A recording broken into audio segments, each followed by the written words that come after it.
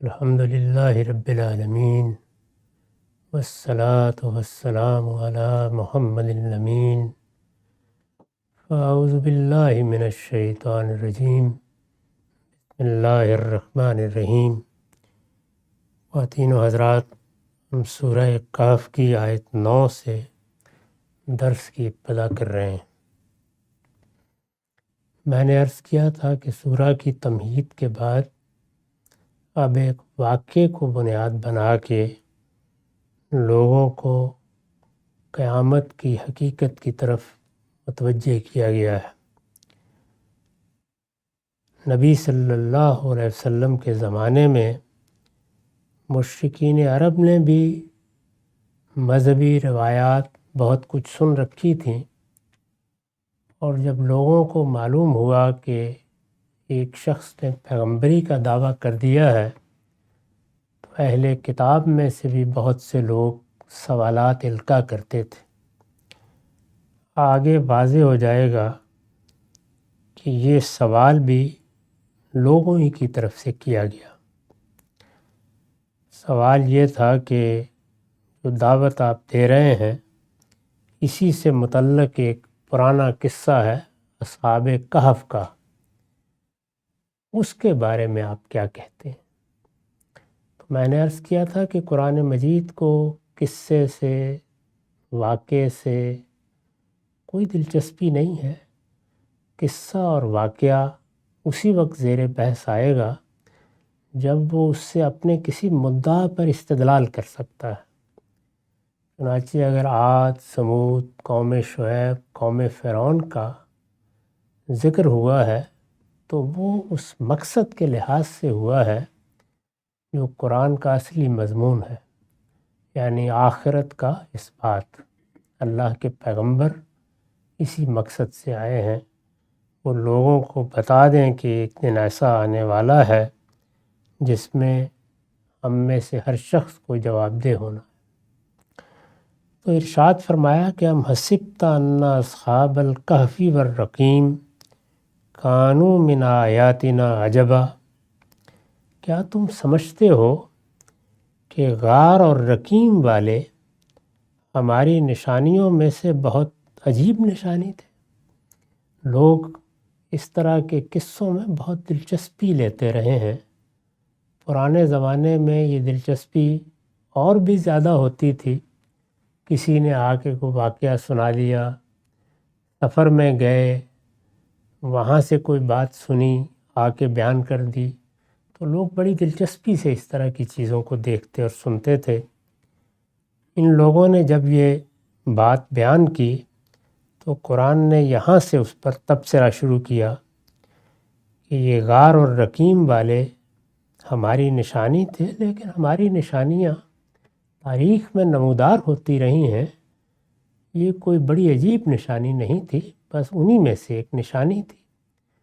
اب اس کی تفصیل کرنی ہے۔ اس کے بارے میں نے ایک تعارف کا حاشیہ لکھا ہے کہ یہ کون لوگ تھے، اور اس میں غار تو خیر غار ہے، رقیم سے کیا مراد ہے؟ یہ دو چیزیں اہم ہیں اور سمجھنے کی ضرورت ہے۔ میں نے لکھا ہے یہ لوگ اگر وہی ہیں جو مسیحی تاریخ میں 7 سونے والے دی 7 سلیپرز کہے جاتے ہیں، یعنی ہمارے ہاں تو اصحاب کہف کی تعبیر سب کو معلوم ہے۔ قرآن پڑھنے والے، مذہبی چیزوں سے دلچسپی رکھنے والے لوگ اصحاب کہف کا قصہ اس نام سے واقف ہوتے ہیں۔ یہ ایسے ہی ہے جیسے کوئی روایت، کوئی واقعہ جب عام ہو جاتا ہے، لوگ اس کو سنتے ہیں تو عامی و عارف اس کا ذکر کرتے رہتے ہیں۔ ذوالقرنین کا ذکر قرآن میں ہے، سیدنا سلیمان کے واقعات ہیں، تو عام لوگوں کو بھی کچھ نہ کچھ معلوم ہوتا ہے۔ اس وجہ سے ہم لوگ اپنے ہاں اس کو اصحاب کہف کا قصہ کہتے ہیں، لیکن مسیحی تاریخ میں ان کا ذکر اگر یہ وہی ہیں، یعنی کوئی اور نہیں ہے، وہی ہیں، اس لیے کہ پھر جب ہم دنیا کی تاریخ میں دیکھتے ہیں تو جن لوگوں کا یہاں ذکر ہوا ہے ان کی سرگزشت سے ملتی جلتی سرگزشت مسیحی تاریخ ہی میں بیان ہوئی ہے اور کہیں اس کا ذکر نہیں ہے. اس میں ان کو دی 7 سلیپرز کہا جاتا ہے، 7 سونے والے. یہ لوگ اگر وہی ہیں جو مسیحی تاریخ میں 7 سونے والے 7 سلیپرز کہے جاتے ہیں، تو یہ شہر افیسس کا قصہ ہے. افسوس، افیسس، مختلف تلفظ ہیں اس کے. یہ اس کا قصہ ہے جو ترکی کے مغربی ساحل پر واقع زمانہ قدیم کا ایک مشہور شہر تھا. اب بھی اس کے کھنڈر ہیں، اور چونکہ بڑا تاریخی شہر ہے تو دنیا جہان سے لوگ آتے رہتے ہیں. اس کو آپ دیکھ سکتے ہیں. اس وقت بھی اس کی عمارتیں، اس کے مندر، یہ سب چیزیں لوگوں کے لیے بڑی دلچسپی کا باعث ہوتی ہیں. تو یہ وہ پرانا شہر ہے، ترکی کے مغربی ساحل پر واقع ہے. اس کے عظیم کھنڈر آج بھی وہاں دیکھ لیے جا سکتے ہیں.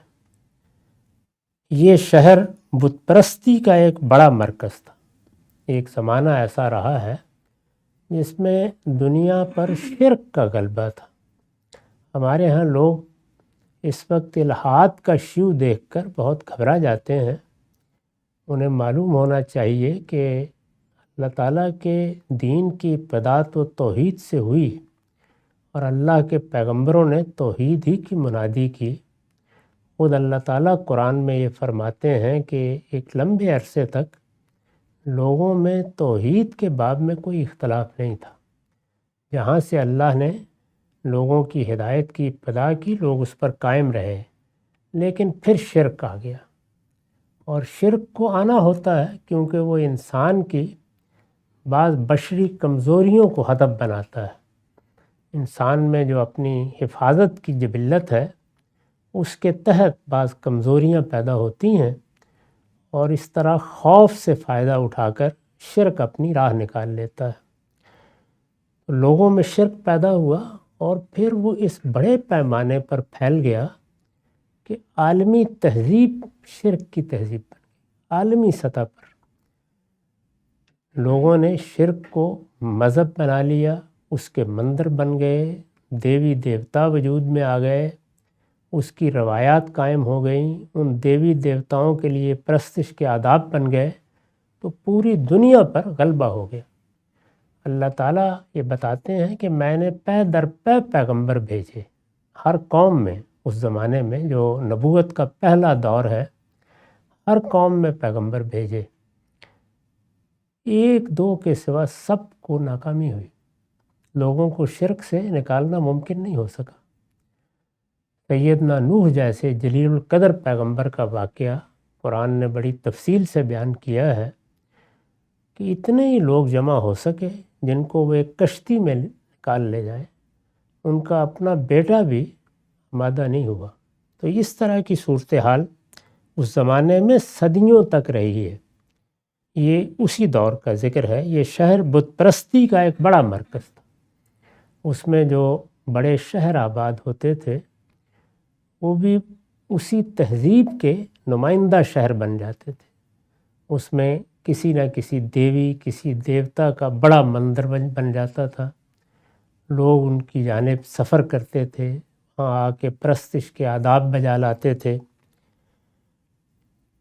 تو یہ شہر بھی اسی طرح کا ایک مرکز تھا، اور یہاں چاند دیوی کی پرستش ہوتی تھی. یہ جو سورج دیوتا، چاند دیوتا، اس میں یہ خیال نہیں کرنا چاہیے کہ وہ ان اجرام فلکی کو دیوی یا دیوتا مانتے تھے. یعنی دیوی دیوتا کا تصور تو الگ سے پیدا ہو جاتا تھا. جیسے اللہ تعالیٰ کا تصور کسی شخص کو دیکھ کر نہیں پیدا ہوتا، بلکہ پیغمبروں کی اطلاع سے ہم اس نتیجے پر پہنچتے ہیں کہ ہمارا پروردگار ایک حی و قیوم ہستی ہے. اب یہ ہستی کا تصور تو پیدا ہو گیا، یہ علم سے پیدا ہوا. میں عرض کر چکا ہوں کہ جو پیغمبروں کے ماننے والے تھے ان کے ہاں اس کی ابتدا فرشتوں کے تصور سے ہوئی. ہو گیا۔ اب یہ کہ یہ دیوی دیوتا اپنا ظہور کریں گے تو لوگوں سے متعلق ہوں گے، یعنی اگر وہ کہیں بیٹھے ہوئے ہیں تو پھر مجھے اور آپ کو ان سے کیا تعلق؟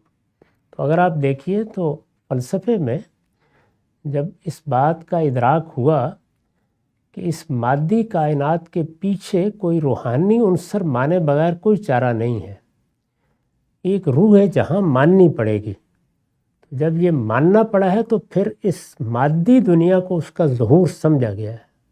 اسی کو پھر تصوف نے ایک بڑی غیر معمولی الہیاتی تعبیر دے کر وحدت الوجود کا پورا فلسفہ تلاش کیا۔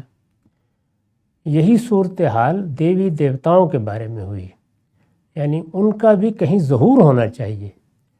تو چاند اور سورج چونکہ ہماری زندگی کے ساتھ بڑے غیر معمولی طریقے سے متعلق ہے، پورا عالم ان کا نظارہ کرتا ہے، سورج کی حدت اور روشنی زندگی فراہم کرتی ہے، تو پھر سورج دیوتا جب کہا گیا تو اس کا مطلب یہ ہے کہ ایک بڑے دیوتا کا ظہور اس شکل میں ہو رہا ہے، جیسے ذات باری کا ظہور کائنات میں ہو رہا ہے ہمارے ہاں صوفیہ کی تعبیر کے مطابق، اسی طریقے سے دیوی دیوتاؤں کا بھی ظہور اس میں مانا گیا۔ اور یہی چیز پھر مسیحیوں کے ہاں سیدنا مسیح کے بارے میں ہوئی، یعنی وہاں ایک شخص کو جو بہت غیر معمولی حیثیت رکھتا تھا، اس کی پیدائش بڑے غیر معمولی طریقے سے ہوئی، جس کے ہاتھ پر بڑے غیر معمولی معجزات لوگوں نے دیکھے، اور جس طرح کی سیدنا مسیح کی شخصیت ہے، امام فراہی نے ایک جگہ تبصرہ کیا ہے کہ ایسے لگتا ہے کہ بس ایک فرشتے کو انسانی لباس پہنا دیا گیا ہے، اس طرح کی غیر معمولی شخصیت ہے۔ ان کے بارے میں یہ کہا گیا کہ یہ اب ذات باری کا یا باپ کا ظہور ہے، تو ظہور کے طور پر اس شخص کو سامنے رکھا جاتا ہے، یا سورج کو یا چاند کو، تو اس کا یہ مطلب اچھی طرح سمجھ لینا چاہیے۔ یہ شہر بت پرستی کا ایک بڑا مرکز تھا، اور یہاں چاند دیوی کی پرستش ہوتی تھی، جسے ڈایانا کے نام سے معصوم کیا جاتا تھا۔ ہماری جو پرانی دیو مالائیں ہیں یا مائتھالوجیز ہیں، ان میں اس کا بہت ذکر ہے۔ یہ اسی کا عظیم الشان مندر تھا، یعنی چاند دیوی کا جو مندر بنایا گیا تھا، یہ اسی کا عظیم الشان مندر تھا جو زمانہ قدیم کے عجائبات عالم میں شمار کیا جاتا ہے۔ پرانے زمانے میں جو ونڈرز سمجھے جاتے تھے، جس طرح کہ اب ہمارے ہاں نئے عجائبات ہیں، جیسے ہم کہتے ہیں کہ تاج محل ایک عجوبہ ہے، تو اس زمانے میں چاند دیوی کے مندر کو بھی عجائبات عالم میں شمار کیا جاتا تھا۔ اس علاقے میں، یعنی یہ جو شہر افسوس کا یا شہر افیسس کا علاقہ ہے، اس علاقے میں اس وقت کیسر ڈیسیس کی حکومت تھی، جو 249 عیسوی سے 251 تک سلطنت روما کا فرما روا رہا ہے۔ سیدنا مسیح کی پیدائش کے 249 سال بعد اس کی سلطنت شروع ہوئی، اور یہ 251 تک سلطنت روما کا، جو رومن امپائر تھا، مقدس رومی سلطنت تو بعد میں بنی، وہ اس کا فرما روا رہا ہے۔ مسیح علیہ السلام کے پیرو اسی کے لگ بھگ زمانے میں، یعنی 249 عیسوی یا 251 کے درمیان میں کسی وقت، مسیح علیہ السلام کے پیرو اسی کے لگ بھگ زمانے میں اپنی دعوت لے کر یہاں پہنچے۔ جب ان کو صلیب دے دی گئی تو ان کے پیرووں نے ان کی ہدایت کے مطابق یہ فیصلہ کیا کہ بنی اسرائیل نے تو اپنی بدبختی کے پروانے پر دستخط کر لیے، وہ ماننے کے لیے تیار نہیں ہوئے، اب تم بستیوں میں نکل جاؤ اور یہ دعوت دوسرے لوگوں کے سامنے پیش کرو۔ یہ سیدنا مسیح نے ان کو ہدایت فرمائی تھی، وہ اس وقت انجیل میں موجود ہے۔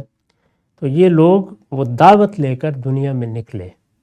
اس علاقے میں، یعنی یہ جو علاقہ ہے ترکی کا، جیسے کہ میں نے عرض کیا کہ یہ مغربی ساحل ہے، اس کے قریب کے علاقے میں یہ پہنچے، اور یہ ایک لحاظ سے فرما روائی کا مرکز تھا، مرکزی علاقے میں آئے، وہاں پہنچے۔ رومی حکمران خود بھی بت پرست تھا۔ اس زمانے میں کسی کے لیے اپنے حکمران کے مذہب سے الگ کوئی مذہب اختیار کرنا آسان نہیں ہوتا تھا، لوگوں کو پابند کیا جاتا تھا۔ بادشاہ اسے اپنی شان کے خلاف سمجھتے تھے کہ وہ ایک مذہب کے پیرو ہوں اور ان کی رعایا کوئی دوسرا مذہب اختیار کرے۔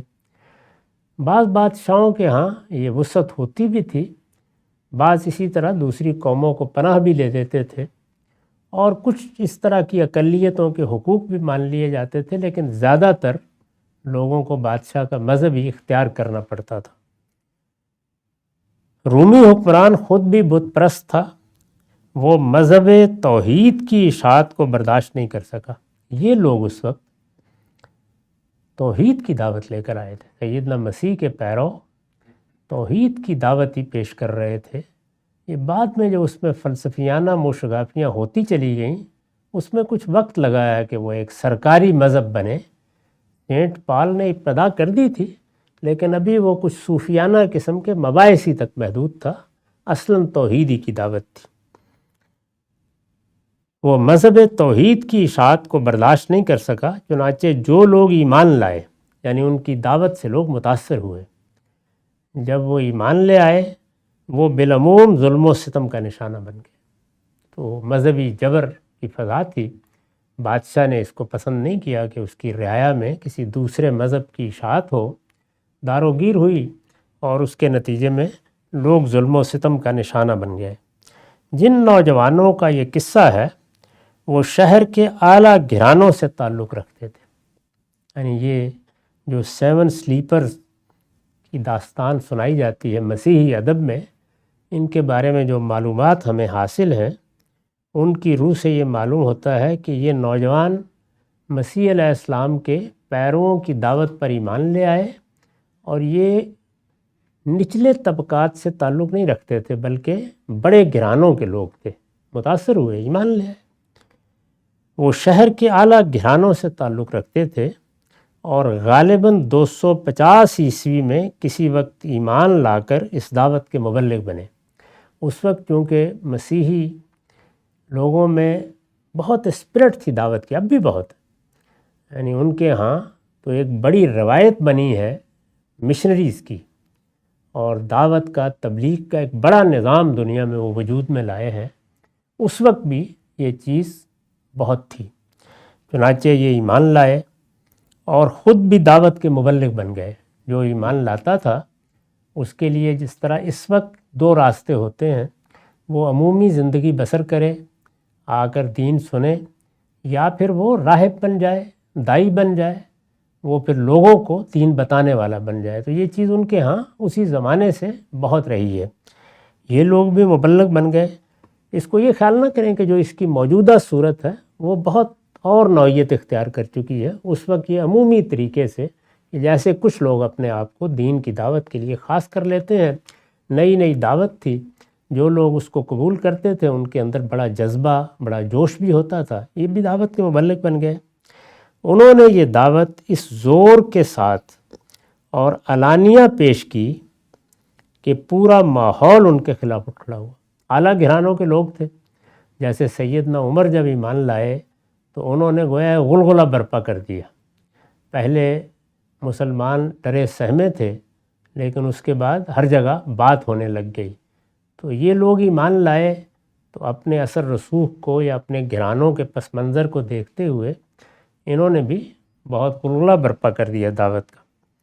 انہوں نے یہ دعوت اس زور کے ساتھ اور علانیہ پیش کی کہ پورا ماحول ان کے خلاف اٹھ کھڑا ہوا، اور خطرہ پیدا ہو گیا کہ انہیں سنسار کر دیا جائے گا۔ یعنی ادھر دعوت بڑے زور سے پیش کی گئی، ادھر رد عمل بھی اسی زور کا ہوا، اور اس طرح کی صورتحال پیدا ہو گئی کہ گویا آپ جان کے لالے پڑ گئے۔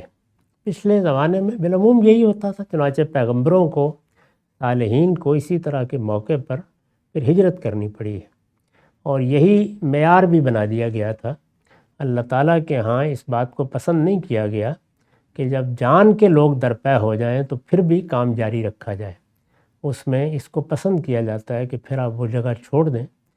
صحابہ کرام نے بھی یہی کیا، حبشہ کی طرف ہجرت کر گئے وہ، اور خود رسالت مآب صلی اللہ علیہ وسلم کو اپنے قبیلے کا ایک تحفظ حاصل تھا، جب تک آپ دعوت دیتے رہے، یہاں تک کہ پھر فیصلہ ہو گیا کہ قریش کے سردار سب مل کر اب خاتمہ کر دینا چاہتے ہیں، تو اس وقت آپ کو بھی ہدایت کر دی گئی کہ آپ اس قوم کو چھوڑ کر چلے جائیں۔ ان لوگوں کے ساتھ بھی یہی صورت پیدا ہو گئی کہ پورا ماحول اٹھ کھڑا ہوا اور خطرہ پیدا ہو گیا کہ انہیں سنسار کر دیا جائے گا۔ اس پر یعنی جب صورتحال یہ ہو گئی تو ان ساتھ ہونے والوں نے پھر ہجرت کا فیصلہ کیا، وہ اب شہر کو چھوڑ کر نکلے۔ اس پر وہ لوگ شہر سے باہر نکل کر ایک غار میں پناہ گیر ہو گئے، باہر نکلے اور جا کر ایک غار میں انہوں نے پناہ لی۔ آگے کچھ سوچنے کا ارادہ ہوگا کہ یہاں پناہ لے کے کچھ دیکھتے ہیں کدھر جانا ہے کدھر نہیں، یہ ذہن میں ہوگا کہ قریب ترین جگہ پر پہلے تو کہیں چھپنا ہی ہوتا تھا تاکہ پیچھا کرنے والے پیچھا چھوڑ دیں، جیسے کہ حضور کو بھی یہ معلوم ہے کہ پہلے غار ہی میں 2-3 دن تک پناہ لینا پڑی تھی، جب پیچھا کرنے والے مایوس ہو گئے تو پھر نکل کے آپ آگے گئے ہیں۔ تو یہ لوگ بھی باہر نکل کر ایک غار میں پناہ گیر ہو گئے۔ عربی زبان میں کہف وسیع غار کو کہتے ہیں، یعنی غار اگر چھوٹا ہے تو پھر تو غاری کا لفظ استعمال ہوتا ہے، خود غار کا لفظ بھی قرآن میں آیا ہے، لیکن اگر بڑا غار ہو، بعض غار بہت بڑے بڑے ہوتے ہیں تو اس کو پھر کہف کہا جاتا ہے، تو اس لیے ان کو قرآن مجید میں اصحاب الکہف کہا گیا ہے۔ انہیں اسی بنا پر اصحاب الکہف کہا گیا ہے، یعنی غار والے، بڑے غار والے۔ عرب کے اہل کتاب، عرب میں چونکہ مشرکین بھی تھے، اہل کتاب بھی تھے، تو عرب کے اہل کتاب انہیں اصحاب الرقیم بھی کہتے تھے، یعنی ان کے ہاں ایک اور نام بھی ان کے لیے مستعمل تھا، اصحاب الرقیم۔ اس سے یہ بحث پیدا ہو گئی ہے کہ اصحاب الرقیم کیوں کہا جاتا تھا؟ کہف تو سمجھ میں آ گیا کہ وسیع غار کو کہتے ہیں، انہوں نے غار میں پناہ لی تھی، لیکن رقیم کا لفظ کیوں آیا ہے؟ عرب کے اہل کتاب انہیں اصحاب الرقیم بھی کہتے تھے۔ رقیم کو مرقوم یعنی لکھی ہوئی چیز کے معنی میں لے کر بعض اہل علم نے اس سے اصحاب غار کہف کے غار کا کتبہ اور بعض نے سیسے کی وہ لوح مراد لی ہے جس پر ان کے نام اور حالات بادشاہ کے حکم سے لکھ کر شاہی خزانے میں رکھے گئے تھے۔ یہ بھی چونکہ اس قصے کا حصہ ہے، یہ بتایا گیا ہے کہ ان کے غار پر ایک کتبہ لگا دیا گیا تھا، اس کا ذکر آگے آئے گا۔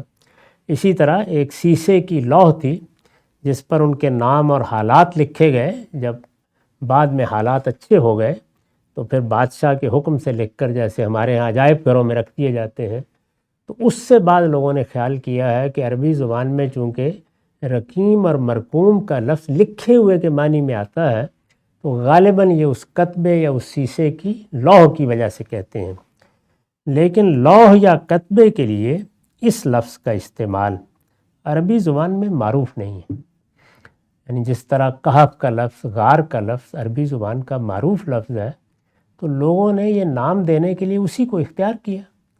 اسی طرح سے کتبے کے لیے، لوح کے لیے عربی زبان میں الگ الفاظ ہیں۔ تو قرآن چونکہ معروف زبان ہی کو ترجیح دیتا ہے، اور اس کی وجہ یہ ہوتی ہے کہ عام طور پر لوگ اسی زبان کو اختیار بھی کیے ہوئے ہوتے ہیں، تو کوئی وجہ نہیں سمجھ میں آتی کہ لوح یا کتبے کے لیے جب معروف الفاظ موجود ہیں تو ایک ایسا نامانوس لفظ کیوں اختیار کیا جائے، یعنی یہ لفظ تو گویا لغت سے بنانا پڑے گا کہ یہ اس معنی میں بھی ہو سکتا ہے۔ اس وجہ سے ہمارے نزدیک راجح قول انہی لوگوں کا ہے جو یہ کہتے ہیں کہ رقیم اس عمارت کا نام تھا جو اصحاب کہف کی یادگار میں ان کے غار پر بنائی گئی تھی، یعنی رقیم در حقیقت اس عمارت کا نام تھا، جس طرح کے بہت سی عمارتوں کے نام رکھے جاتے ہیں، تو اس عمارت کا نام رقیم تھا، اور اس کا ذکر آگے قرآن میں ہوا ہے کہ وہ عمارت بنائی گئی، تو اس وجہ سے ان کو اصحاب کہف بھی کہا جاتا تھا، اس لیے کہ وہ ایک غار میں پناہ گیر ہوئے تھے، اور ان کو اصحاب الرقیم بھی کہتے تھے اس لیے کہ بعد میں وہ عمارت بن گئی، تو جیسے ہمارے ہاں مزار بن جاتا ہے، جیسے ہمارے ہاں بعض اسی طرح مندر، مسجدیں بن جاتی ہیں، پھر ان کا کوئی نام بھی ہوتا ہے، تو اس نام کی وجہ سے ان کو اصحاب الرقیم کہا گیا۔ ہمارے نزدیک یہ چیز زیادہ قابل ترجیح ہے۔ بس ترجیح ہو سکتی ہے اس طرح کی جتنی چیزیں ہیں وہ چونکہ تاریخی واقعات پر مبنی ہوتی ہیں، تو یہ میں نے اس کے بارے میں اپنا نقطہ نظر بیان کر دیا۔ کیا تم سمجھتے ہو کہ غار اور رقیم والے، دونوں لفظ قرآن نے استعمال کیے ہیں، کیا تم سمجھتے ہو کہ غار اور رقیم والے ہماری نشانیوں میں سے بہت عجیب نشانی تھے؟ تو یہاں سے بات کی ابتدا کی۔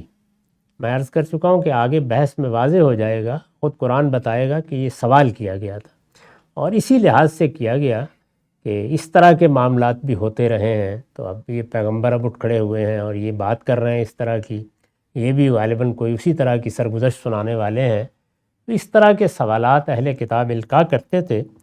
قرآن نے کہا کہ اس میں تو کوئی شبہ نہیں کہ ہماری ایک بڑی نشانی ان لوگوں کے ذریعے سے پیدا ہوئی، لیکن یہ ہماری نشانیوں میں سے ایک نشانی تھی۔ اس طرح کی نشانیاں نمودار ہوتی رہتی ہیں، یہ کوئی بڑی عجیب بات نہیں تھی۔ اب قرآن نے پوری ساری سرگزشت کا خلاصہ چند لفظوں میں پہلے بیان کر دیا ہے، تو یہ فرمایا ہے کہ اذ اول فتیۃ الی الکہف، اس وقت جب ان نوجوانوں نے غار میں پناہ لی، یہاں سے بات شروع کر دی ہے، یعنی وہ نکلے اور غار میں جا کر انہوں نے اپنے آپ کو بچانے کی صحیح کی کہ یہاں کچھ آرام کریں گے، پھر دیکھتے ہیں آگے کیا کرنا ہے، کیا منصوبہ بنتا ہے۔ تو یہ جو بہت عجیب نشانی تھی کہ الفاظ ہیں، اس کے پیچھے کیا داستان ہے، قرآن کس پہلو سے اس کو پیش کر رہا ہے، اس میں خطاب کن سے کیا گیا ہے، اس پر میں نے لکھا ہے یہ خطاب عام ہے۔ یعنی یہ جو کہا گیا ہے نا کہ کیا تم سمجھتے ہو، بظاہر واحد کا صیغہ ہے، لیکن یہ واحد کا صیغہ کس پہلو سے آیا ہے؟ کیا کسی ایک فرد کو خطاب کیا گیا ہے؟ ایسا نہیں ہے، یہ خطاب عام ہے۔ واحد کے صیغے سے خطاب کا یہ اسلوب اس وقت اختیار کیا جاتا ہے جب مخاطبین کے ایک ایک شخص کو فرداً فرداً خطاب کرنا پیش نظر ہوتا ہے۔ یہ اسلوب ہماری زبان میں بھی ہے۔ اقبال کا شعر ہے نا کہ وہ ایک سجدہ جسے تو گراں سمجھتا ہے، تو اس میں تو کوئی ایک فرد نہیں ہوتا، بلکہ فرد فرد کو مخاطب کیا جاتا ہے، ہر فرد مخاطب ہوتا ہے۔ تو عربی زبان میں بھی یہ اسلوب اسی طرح ہے۔ اس سے کوئی غلط فہمی نہیں ہونی چاہیے کہ ایک فرد ہے یا رسول اللہ ہی مخاطب ہو گئے ہیں۔ رسول اللہ صلی اللہ علیہ وسلم بھی مخاطب ہوتے ہیں، اس کے پھر قرائن موجود ہوتے ہیں، لیکن اس طرح کا خطاب جیسے الم تری کیف فعل ربک بعاد، الم تری کیف فعل ربک باصحاب الفیل، اس میں بھی دیکھیے واحد کے صیغے ہیں، تو یہ بھی سب کو خطاب کیا جاتا ہے اسی اسلوب میں۔ آیت سے واضح ہے کہ قریش کو یہ قصہ اہل کتاب سے سن کر سخت تعجب ہوا، یعنی انہوں نے سنایا کہ اس طرح سے کچھ نوجوان نکلے اور انہوں نے جا کے غار میں پناہ لی اور اللہ نے ان کو سلا دیا اور وہ پھر صدیوں تک سوتے رہے، تو قریش کو بھی بڑا تعجب ہوا۔ یہ قصہ اہل کتاب سے سن کر سخت تعجب ہوا، اور غالباً انہی کے ایما سے انہوں نے نبی صلی اللہ علیہ وسلم کے امتحان کی غرض سے اسے آپ کے سامنے پیش کر دیا۔ وہ اپنے آپ کو بھی جانتے تھے، اس چھوٹی سی بستی میں رسول اللہ کو بھی جانتے تھے کہ اس طرح کا واقعہ ہمارے ہاں تو کبھی کسی نے آج تک نہ سنا نہ سمجھا، یہ اہل کتاب نے آ کر بتایا ہے کہ ایک واقعہ اس طرح کا کسی جگہ ہوا تھا۔ پوچھتے ہیں ان سے ہی، اپنے آپ کو پیغمبر کہتے ہیں، انہوں نے امتحان کی غرض سے آپ کے سامنے پیش کر دیا کہ دیکھیں آپ اس کے بارے میں کیا کہتے ہیں۔ آگے آیات 22-24 میں اشارہ ہے کہ یہ قصہ ان کے سوال کے جواب میں سنایا گیا ہے۔ اس طرح آ کے انہوں نے سوال کیا اور پھر قرآن نے اس کو موضوع بنا لیا۔ تاہم قرآن نے، یعنی سوال کیا گیا، جواب بھی دیا ہے، تاہم قرآن نے اسے افسانوں کے حجاب سے نکال کر اس کی اصل صورت میں اس طرح سنایا ہے کہ سورہ کے مضمون سے پوری طرح ہم آہنگ ہو کر یہ اس کے انذار و بشارت کا نہایت مؤثر ذریعہ بن گیا۔ قرآن نے اٹھایا قصے کو اور بظاہر سوال کا جواب دیا ہے، لیکن گویا اپنی دعوت کا ایک بہت بڑا موضوع بنا لیا ہے اس کو، اور یہی سب قصوں میں ہوتا ہے۔ مدعا یہ ہے، یعنی قصے کو پھر کس ہدف پر رکھ دیا ہے۔ مدعا یہ ہے کہ تم ان غار والوں کی سرگزشت کو بہت عجیب سمجھتے ہو۔ خدا نے جو نشانیاں اپنے دین کے علمبرداروں کی حفاظت کے لیے ظاہر کی ہیں، یہ بھی انہی میں سے ایک نشانی ہے۔ اس طرح کی نشانیاں پہلے بھی ظاہر ہوتی رہی ہیں اور اس وقت بھی اگر خدا نے چاہا تو ان اہل حق کے لیے ظاہر ہو جائیں گی جنہیں اس وقت تم تعذیب کا نشانہ بنا رہے ہو. یعنی اطمینان رکھو، اگر یہ نشانی اس وقت ظاہر ہوئی تو اس پہ تعجب کی کوئی بات نہیں ہے.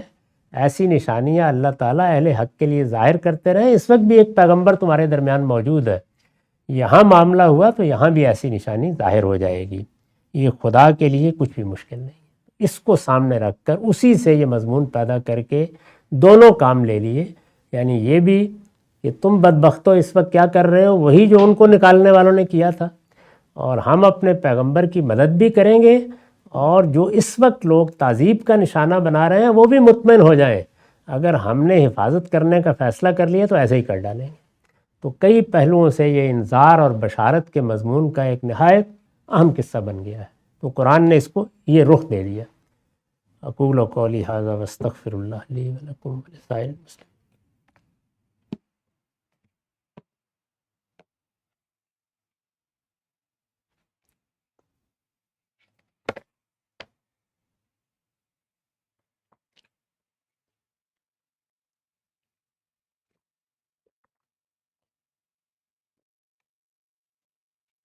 بسم اللہ الرحمن الرحیم.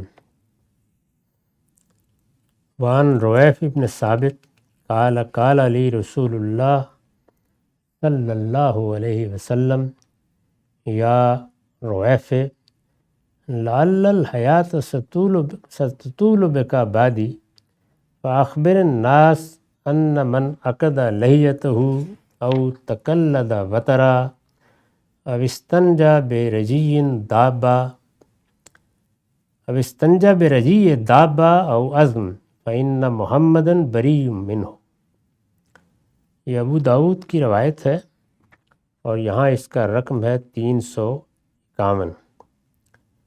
رویف بن ثابت بیان کر رہے ہیں کہ رسول اللہ نے مجھے ایک دن مخاطب کر کے کہا، رویف توقع ہے کہ میرے بعد بھی تم کافی عرصہ زندہ رہو گے،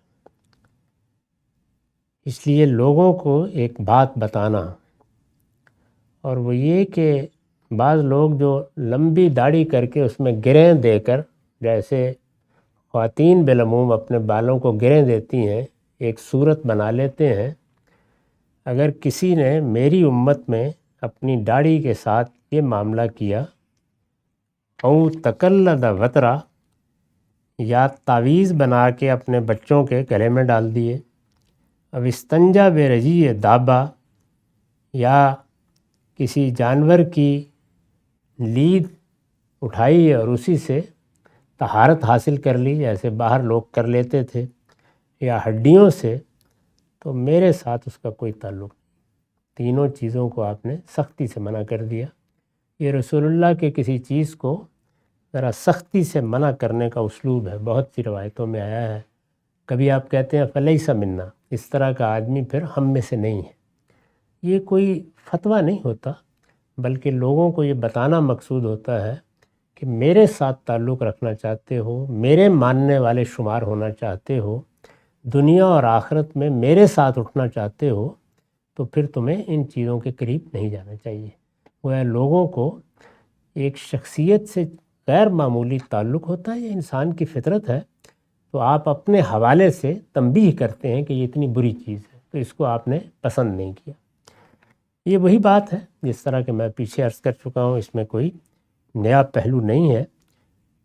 اتنی بات البتہ ذہن میں رکھنی چاہیے کہ ایسی صورتیں بنانا جو ذرا کراہت پیدا کر دیں، یا جس میں خواہ مخواہ کسی چیز کو ایسی صورت دی جائے جو لوگوں کے لیے کچھ استہزاء کا باعث بن جائے، اس کو بھی حضور نے بعض موقعوں پر پسند نہیں کیا. اس کے ساتھ بعض اوقات مشرکانہ توہمات بھی وابستہ ہو جاتے ہیں، تو ایسی چیزوں سے آپ منع فرمایا کرتے تھے.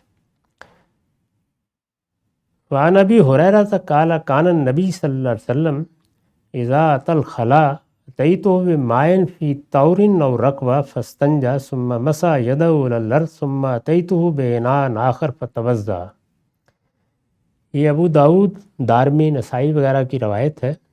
یہاں اس کا رقم 360 ہے. ابو ہریرہ کہتے ہیں کہ نبی صلی اللہ علیہ وسلم جب بیت الخلاء کے لیے جاتے، باہر بھی اور گھر میں بھی کچھ چھتوں کے اوپر بعض جگہیں بنا لی جاتی ہیں، وہ ہمارے دیہات میں عام ہوتی تھیں، تو یہ کہتے ہیں کہ جب کبھی آپ بیت الخلاء کے لیے جاتے رفع حاجت کے لیے، تو میں پانی ساتھ لے کے جاتا تھا۔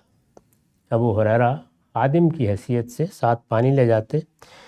اس میں 2 لفظ آئے ہیں، طور اور رکوہ۔ تو عام طور پر جو برتن اس زمانے میں ہوتے تھے تو مٹی کے گھڑے بھی بنتے تھے، جیسے ہمارے ہاں بنتے ہیں، بڑا سا برتن جس میں آپ پانی لے کے جائیں۔ جیسے بالعموم دیہات میں جب کبھی مجھے بچپن میں جانے کا موقع ملا ہے تو کوئی بڑا سا جگ لے کے اس میں پانی لے جاتے تھے، یا کوئی بڑا لوٹا ہوتا تھا اس میں پانی لے جاتے تھے۔ تو اس طرح کے برتن بنے ہوتے تھے مٹی کے، اور ایسے ہی چمڑے کے بھی بنے ہوتے تھے، جیسے مشق دیکھی ہوگی پانی کی، تو چھوٹے چھوٹے چمڑے کے برتن، اس کو رکوہ کہتے ہیں۔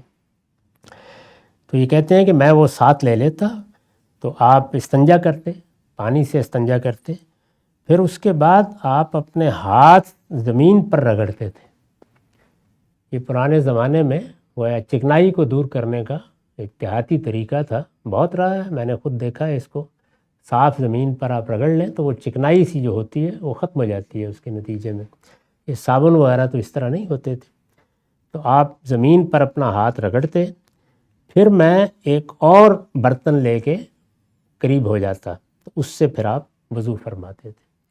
تو یہ سب وہ اس لیے بیان کر رہے ہیں کیونکہ بعض جگہوں پہ بیان ہوا ہے کہ 3 ڈھیلوں سے استنجا کر لیں، تو اسی صورت میں جب آپ کے پاس پانی نہ ہو، اس وقت بھی ظاہر ہے اس کی ضرورت پڑ جاتی ہے، تو اب اچھی چیزیں وجود پذیر ہو گئی ہیں۔ بعض لوگوں نے خاص تولیے بنا لیے ہوتے ہیں، اسی طرح یہ ٹیشو پیپر ہیں اور چیزیں ہیں۔ اس وقت یہی تھا دیہاتی زندگی میں، تو وہ بیان کر رہے ہیں کہ نہیں، رسالت مآب بھی پانی سے ہی طہارت حاصل کرنے کو ترجیح دیتے تھے، البتہ آپ نے اس کی اجازت دی ہے۔ وَعَنْ أُمَامَةَ بِنْتِ رُقَیقَہ قالت کان للنبی صلی اللہ علیہ وسلم قدح من عیدان تحت سریرہ یبول فیہ باللیل۔ اب یہ بھی ایک مسئلہ ہے جس کو انہوں نے بیان کیا ہے کہ اگر شام کے وقت رفع حاجت کے لیے چلے گئے، جیسے کہ دیہات میں ہوتا تھا، باہر چلے جائیں گے صبح فجر کے وقت اٹھ کے، لیکن عمر کے تقاضوں سے بعض اوقات رات میں بھی اٹھنا پڑ جاتا ہے، تو جب حضور کے ساتھ بھی یہ معاملہ ہو گیا تو پھر آپ نے ایک لکڑی کے تنے میں سوراخ کر کے بڑا سا، جیسے پرانے زمانے میں اوکھلی بنائی جاتی ہے، وہ بنوا لیا تھا۔ اس طرح کا ایک گویا برتن سا بن گیا۔ یہ جو کھجور کا تنا ہے اس کے نچلے حصے کو کاٹ کے بنا لیا جاتا تھا، بڑا سا برتن، تو یہ بنا لیا تھا آپ نے، اور وہ آپ کی چارپائی کے نیچے رکھ دیا جاتا تھا، اور اگر کبھی رات کو ضرورت پیش آ جائے تو پھر آپ اسی کو استعمال کر لیتے تھے۔ یہ بھی ہمارے ہاں پرانے زمانے میں بہت طریقہ رہا ہے۔ آپ نے غالب کے خطوط میں اس کا ذکر پڑھا ہوگا، آخری زمانے میں ان کے لیے بھی اس کا اہتمام کیا گیا تھا، بزرگوں کے لیے اب بھی کرنا پڑ جاتا ہے، تو اس میں پھر یہ طریقہ اختیار کیا گیا، وہ نکال کے پھر صبح صاف کر دیا جاتا تھا۔ تو اس سے یہ بھی معلوم ہو گیا کہ ایسی ضرورت اگر پیش آئے تو کوئی واجب نہیں ہے کہ اندھیرے میں باہر ہی جائیں، اس کا اہتمام اگر اندر بھی ہو تو حرج نہیں۔ اور ہمارے ہاں جو بعض لوگوں نے ایک بحث پیدا کر دی کہ کیا آپ اپنے بیڈ روم کے ساتھ اس طرح بیت الخلاء بنا سکتے ہیں، میرا خیال ہے اس کا جواز بھی اس سے نکل آتا ہے۔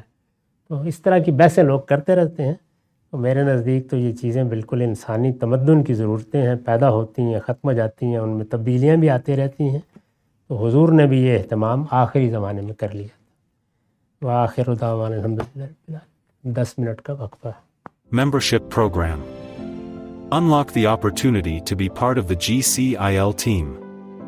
Join our first ever membership program and become an integral part of our community. Become a member now, gomdi.org/member.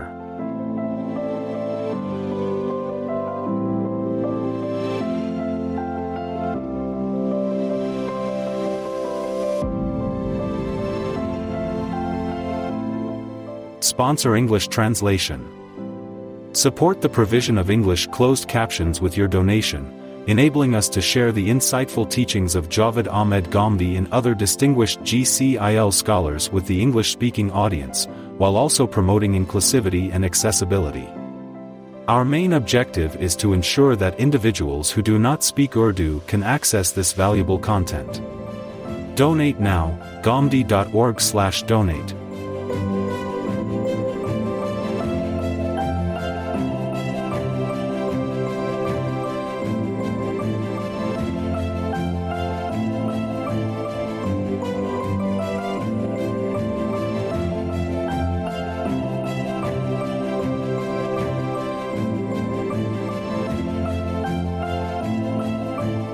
Ask Ghamdi Live.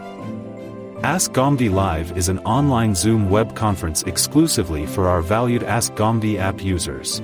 If you ever wish to speak with Javed Ahmed Ghamdi and directly ask questions, you do not need to wait any longer.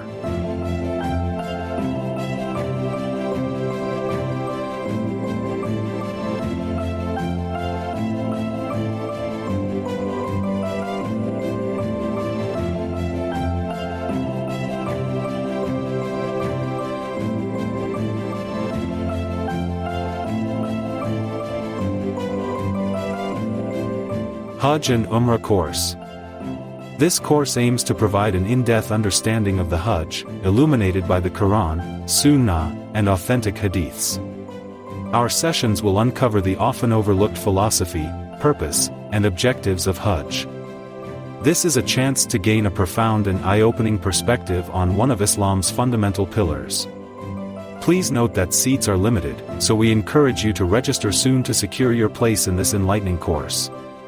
Register now, ghamdi.org/Hajj Course English.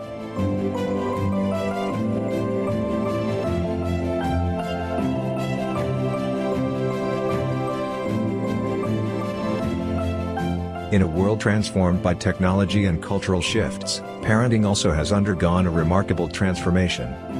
Freedom has nurtured a profound sense of independence and unwavering confidence within the younger generation. To foster robust and wholesome bonds, the contemporary era demands a style of parenting that is as modern as the generation it nurtures. For this purpose, Ghamdi Center of Islamic Learning has designed a comprehensive course on cultivating strong parent-child relationships. From effective communication and active listening to fostering trust and emotional intelligence, our course equips parents with a holistic approach to creating an environment where both parents and children can thrive. This course has been meticulously designed to empower parents with insights, tools, and strategies that cultivate lasting connections with their children. The content has been divided into 3 sections, each catering to the unique challenges of modern parenting. In this fast-paced world, the key to our happiness and a brighter future lies in the strength of our relationships.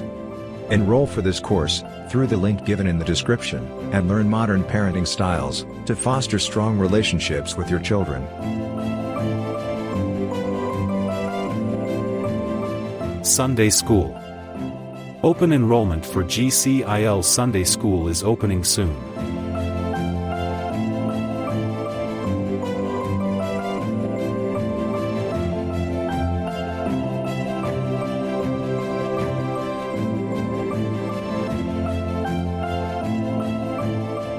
Sponsor dubbing. Support the English dubbing of our episode through cutting-edge AI technology. Join us in transforming our Urdu content into English, enabling a broader audience, particularly the younger English-speaking generation, to access valuable teachings of Islamic education. Donate now, ghamdi.org/sponsor.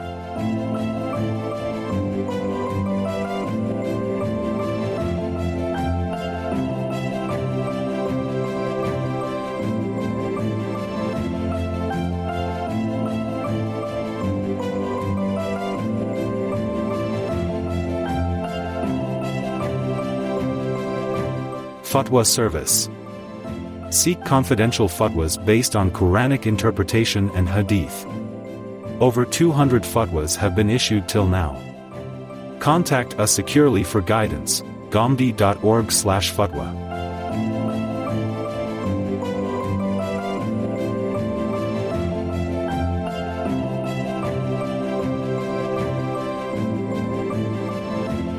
Have you ever wondered about Islamic punishments and the intricate aspects of Islamic laws?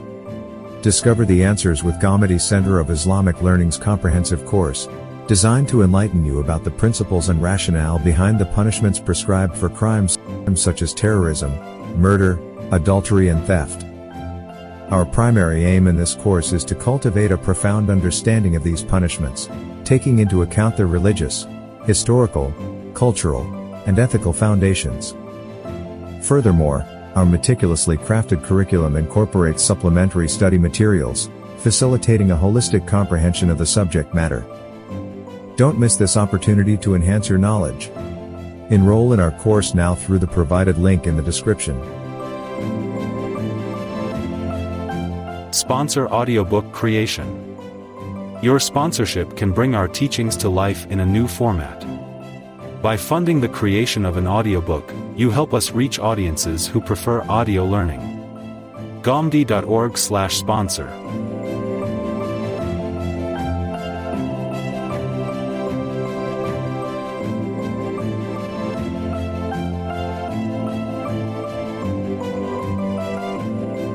Membership Program. Unlock the opportunity to be part of the GCIL team. Join our first ever membership program and become an integral part of our community. Become a member now, ghamidi.org/member.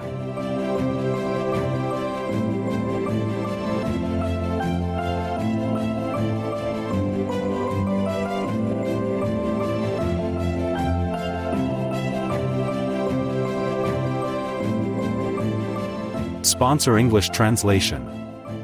Support the provision of English closed captions with your donation, enabling us to share the insightful teachings of Javed Ahmed Ghamidi and other distinguished GCIL scholars with the English-speaking audience, while also promoting inclusivity and accessibility. Our main objective is to ensure that individuals who do not speak Urdu can access this valuable content. Donate now, ghamidi.org/donate.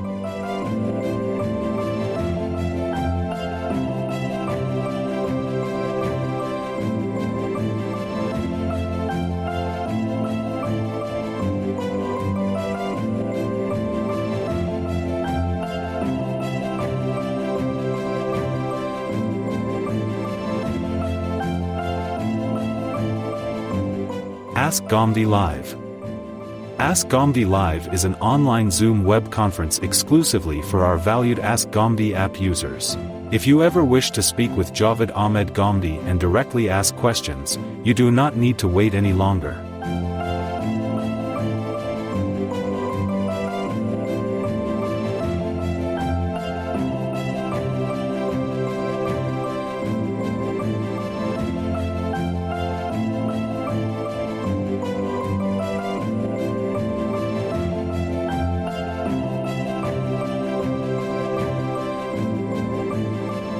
Hajj and Umrah course. This course aims to provide an in-depth understanding of the Hajj, illuminated by the Quran, Sunnah, and authentic hadiths. Our sessions will uncover the often overlooked philosophy, purpose, and objectives of Hajj. This is a chance to gain a profound and eye-opening perspective on one of Islam's fundamental pillars. Please note that seats are limited, so we encourage you to register soon to secure your place in this enlightening course. Register now, ghamidi.org/Hajj course English.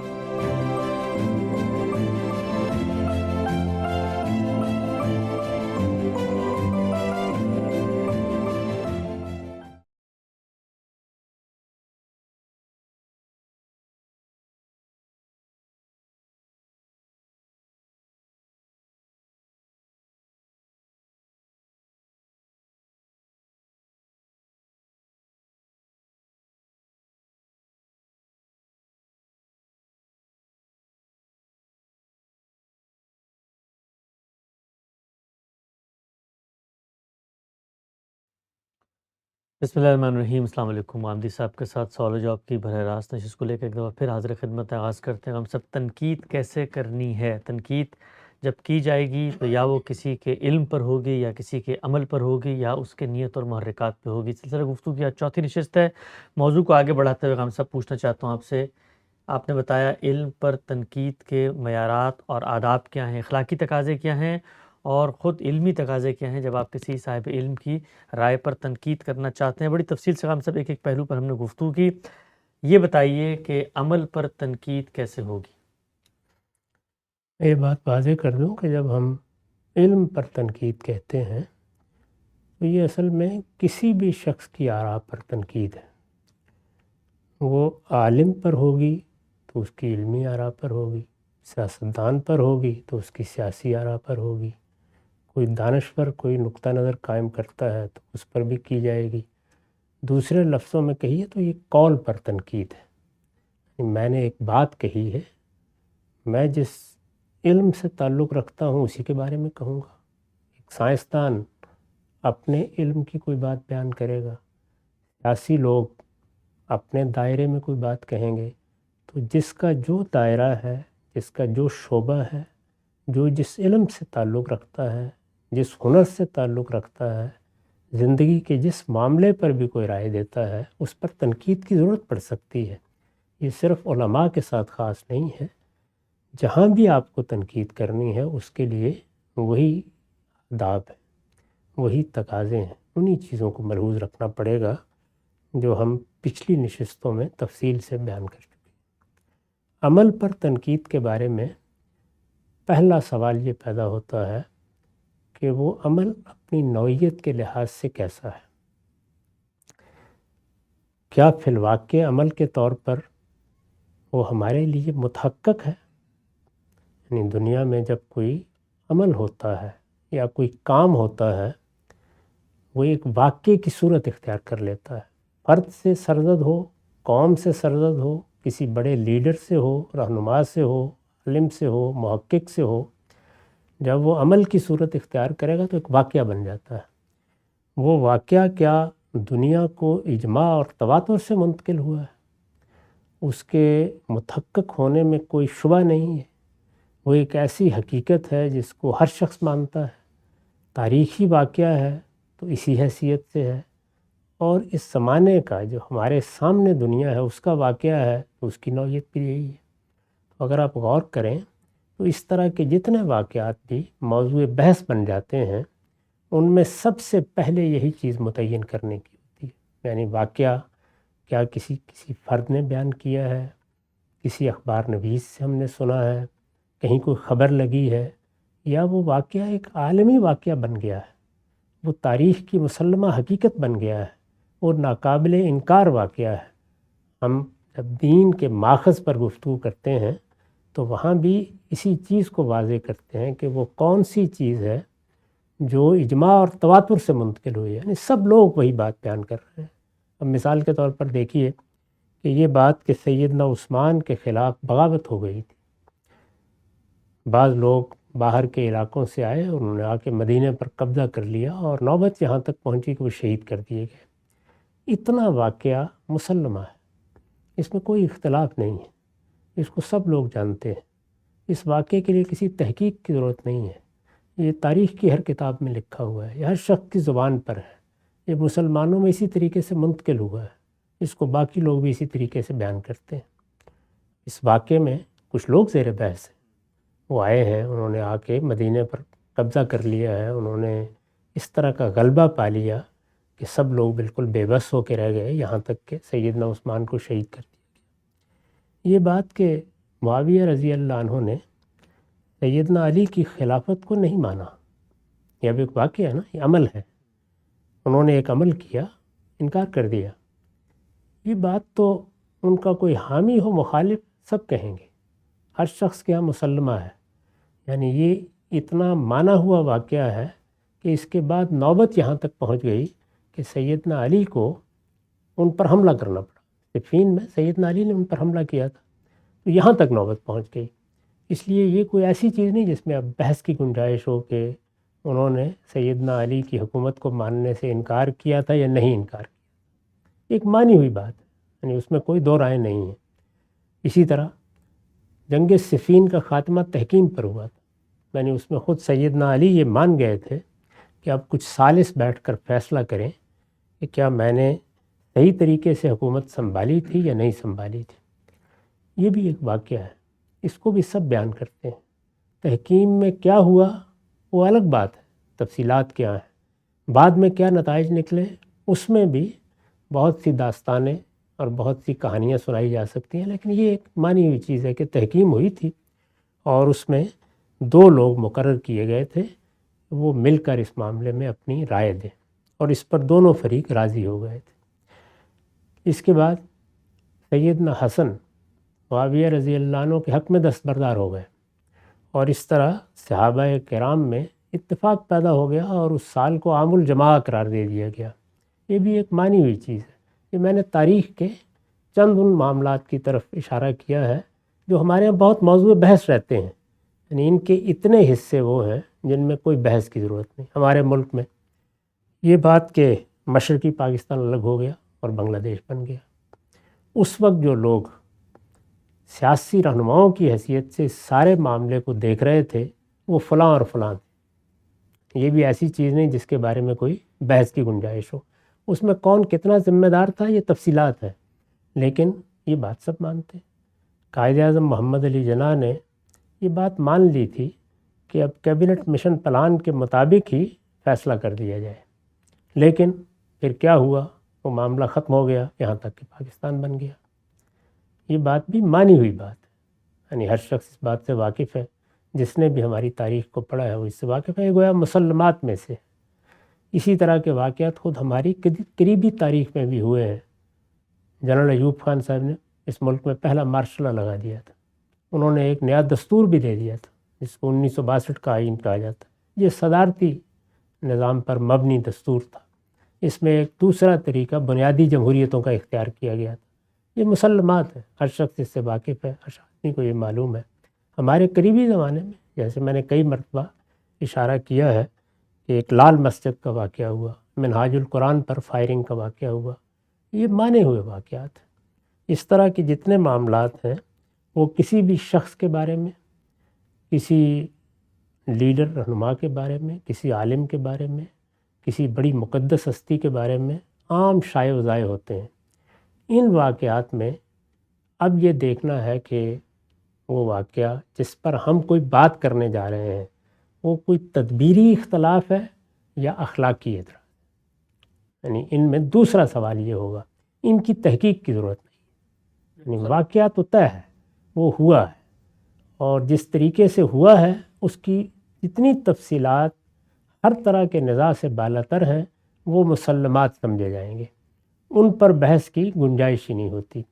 وہاں کیونکہ ایک مانی ہوئی بات ہے، اس وجہ سے میں اس کا تجزیہ کرنے کا حق رکھتا ہوں کہ اس میں جو تدبیر اختیار کی گئی ہے اس تدبیر پر یہ اعتراض ہوتا ہے، اس میں یہ نقص ہے، اس میں فلاں چیز کو صحیح طریقے سے نہیں دیکھا گیا، اس میں بصیرت سے کام نہیں لیا گیا۔ یہ جتنی تنقید ہے وہ تدبیر پر تنقید ہے، ہر واقعے میں آپ کوئی طریقہ اختیار کرتے ہیں۔ اسی طرح ان واقعات میں اخلاقی تنقید بھی ہوتی ہے۔ میں یہ کہوں گا کہ فلاں واقعے میں جو اقدام کیا گیا ہے اس پر یہ اخلاقی اعتراض ہوتا ہے، یہ دینی لحاظ سے صحیح نہیں ہے۔ یہ جتنی تنقید مسلمات پر ہوتی ہے، عمل کے مسلمات، یعنی کسی شخص کا وہ عمل، کسی لیڈر اور رہنما کا وہ عمل یا کسی قوم کا وہ عمل جس کے بارے میں یہ بحث نہیں ہے کہ یہ عمل ہوا ہے یا نہیں ہوا، اس پر دونوں پہلوؤں سے ہر شخص کو تنقید کا حق حاصل ہے۔ وہ جس پہلو سے اس کا تجزیہ کرنا چاہے وہ تجزیہ کرے۔ یہ تجزیہ تو علم کو آگے بڑھانے کا ذریعہ بنتا ہے، اس سے تاریخ کا شعور پیدا ہوتا ہے، اس سے واقعات کی تنقید ہوتی ہے۔ اس طرح کی تنقید جب کسی قوم میں ختم ہو جائے تو آپ کہہ سکتے ہیں کہ اس کے بعد تو پھر کسی چیز کی تحلیل کر کے آگے بڑھنے کا راستہ ہی بند ہو جائے، اس میں کوئی بحث نہیں ہے۔ تنقید جو کچھ بھی آپ نے کرنی ہے وہ آپ اپنی رائے دیں گے، یعنی آپ بتائیں گے کہ اگر آپ اس میں تدبیر کے لحاظ سے تنقید کر رہے ہیں تو آپ کے خیال میں تدبیر میں کیا غلطی ہے۔ دوسرے آدمی کو حق حاصل ہے وہ یہ کہے کہ میرے خیال میں یہ غلطی نہیں ہے۔ اسی طرح کا معاملہ اخلاقی، یعنی میں کہہ سکتا ہوں کہ یہ فلاں معاملہ تو اخلاقی لحاظ سے قابل اعتراض ہے، یہ نہیں ہونا چاہیے تھا، اس میں فلاں غلطی ہے۔ دوسرا آدمی حق رکھتا ہے کہ وہ یہ کہے کہ یہاں آپ کی تنقید میں غلطی ہے، اس پر اخلاقی اعتراض وارد نہیں ہوتا، یا اس کی یہ توجہ کی جا سکتی ہے، یا اس واقعے کو اس زاویے سے دیکھا جا سکتا ہے، تو یہ سب چیزیں جتنی ہیں وہ ہم روزمرہ زندگی میں کرتے ہیں، اس میں یہ دیکھا ہوگا آپ نے کہ کسی قسم کا سوال بھی پیدا نہیں ہوتا۔ تو میں نے یہ عرض کیا کہ دو چیزیں پہلے مرحلے میں ملحوظ رکھنی ہیں، وہ یہ کہ کیا واقعہ اجماع اور تواتر سے منتقل ہو رہا ہے، ساری دنیا اس کو مان رہی ہے، کسی کو اس پر بحث نہیں ہے، وہاں کسی تحقیق کی ضرورت نہیں ہے، تو پہلے مرحلے میں تو میں اور آپ بری ذمہ ہیں، یہ مانا ہوا واقعہ ہے۔ اب کوئی آدمی آ کے کوئی ایسی حقیقت بیان کر دے جس کے نتیجے میں پتہ چلے کہ ساری دنیا ہی غلطی میں مبتلا ہو گئی تھی، تو وہ ایک الگ بحث ہے، لیکن اس طرح کے واقعات کے بارے میں مجھ پر، آپ پر، کسی شخص پر یہ ذمہ داری عائد نہیں ہوتی کہ تم نے تحقیق کیے بغیر ہی یہ ساری بات کہہ دی، وہ تو مانی ہوئی چیز ہے۔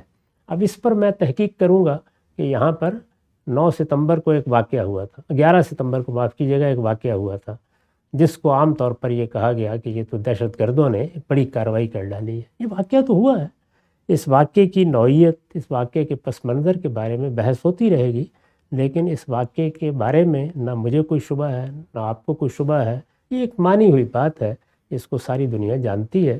اس طرح کے واقعات تاریخ میں بھی ہوئے ہیں، اس طرح کے معاملات ہمارے سامنے بھی ہوئے ہیں، یہ ہمارے اپنے اعزاء اقربا کے ہاں بھی ہوتے ہیں، یعنی ایک مانا ہوا معاملہ ہے، سب کے سامنے ایک بات ہوئی ہے، کسی مجلس میں ایک بات کی گئی ہے، ہر دنیا کا ہر فرد کہہ رہا ہے کہ یہ ایسے ہی ہوئی ہے۔ تو اس طرح کے جتنے معاملات ہیں ان میں یہ ذمہ داری تنقید کرنے والے پر عائد نہیں ہوتی کہ وہ اس کی پہلے تحقیق کرے، وہ تو متحقق واقعہ ہے، مانا ہوا واقعہ ہے، ایک تسلیم شدہ حقیقت ہے، اس میں بحث نہیں ہو سکتی۔ غلطی کا پھر بھی امکان ہے، لیکن وہ پھر جب غلطی واضح ہو جائے گی تو دیکھا جائے گا۔ یہاں مثبت طور پر واقعے پر تنقید سے پہلے تحقیق کی جائے، اس اصول کا اطلاق نہیں ہوتا۔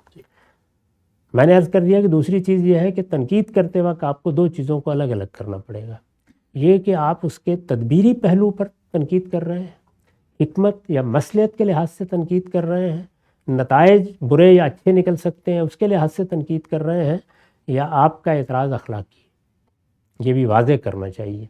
اخلاقی اعتراض ہے تو اس کے لیے استدلال بھی وہی کرنا پڑے گا، اور تدبیر کا معاملہ ہے تو استدلال بھی اسی کے لحاظ سے ہوگا، اور اس پر تبصرے اور تنقید میں لب و لہجہ بھی وہی ہوگا۔ اگر کوئی اخلاقی پہلو سے تنقید کی جانی ہے تو اس میں زور بھی ہوگا، اس پہ توجہ بھی دلائی جائے گی، اس میں متنبہ بھی کیا جائے گا، اس کی شناخت سے بھی لوگوں کو واقف کیا جائے گا۔ اخلاقی تنقید دین کے حوالے سے بھی ہوگی، اس لیے کہ دین کا ایک بڑا حصہ اخلاقیات کی تطہیر سے متعلق ہے، اور وہ ان مسلمہ اخلاقیات کی بنیاد پر بھی ہوگی جس کو میں آپ ہم سب مانتے ہیں۔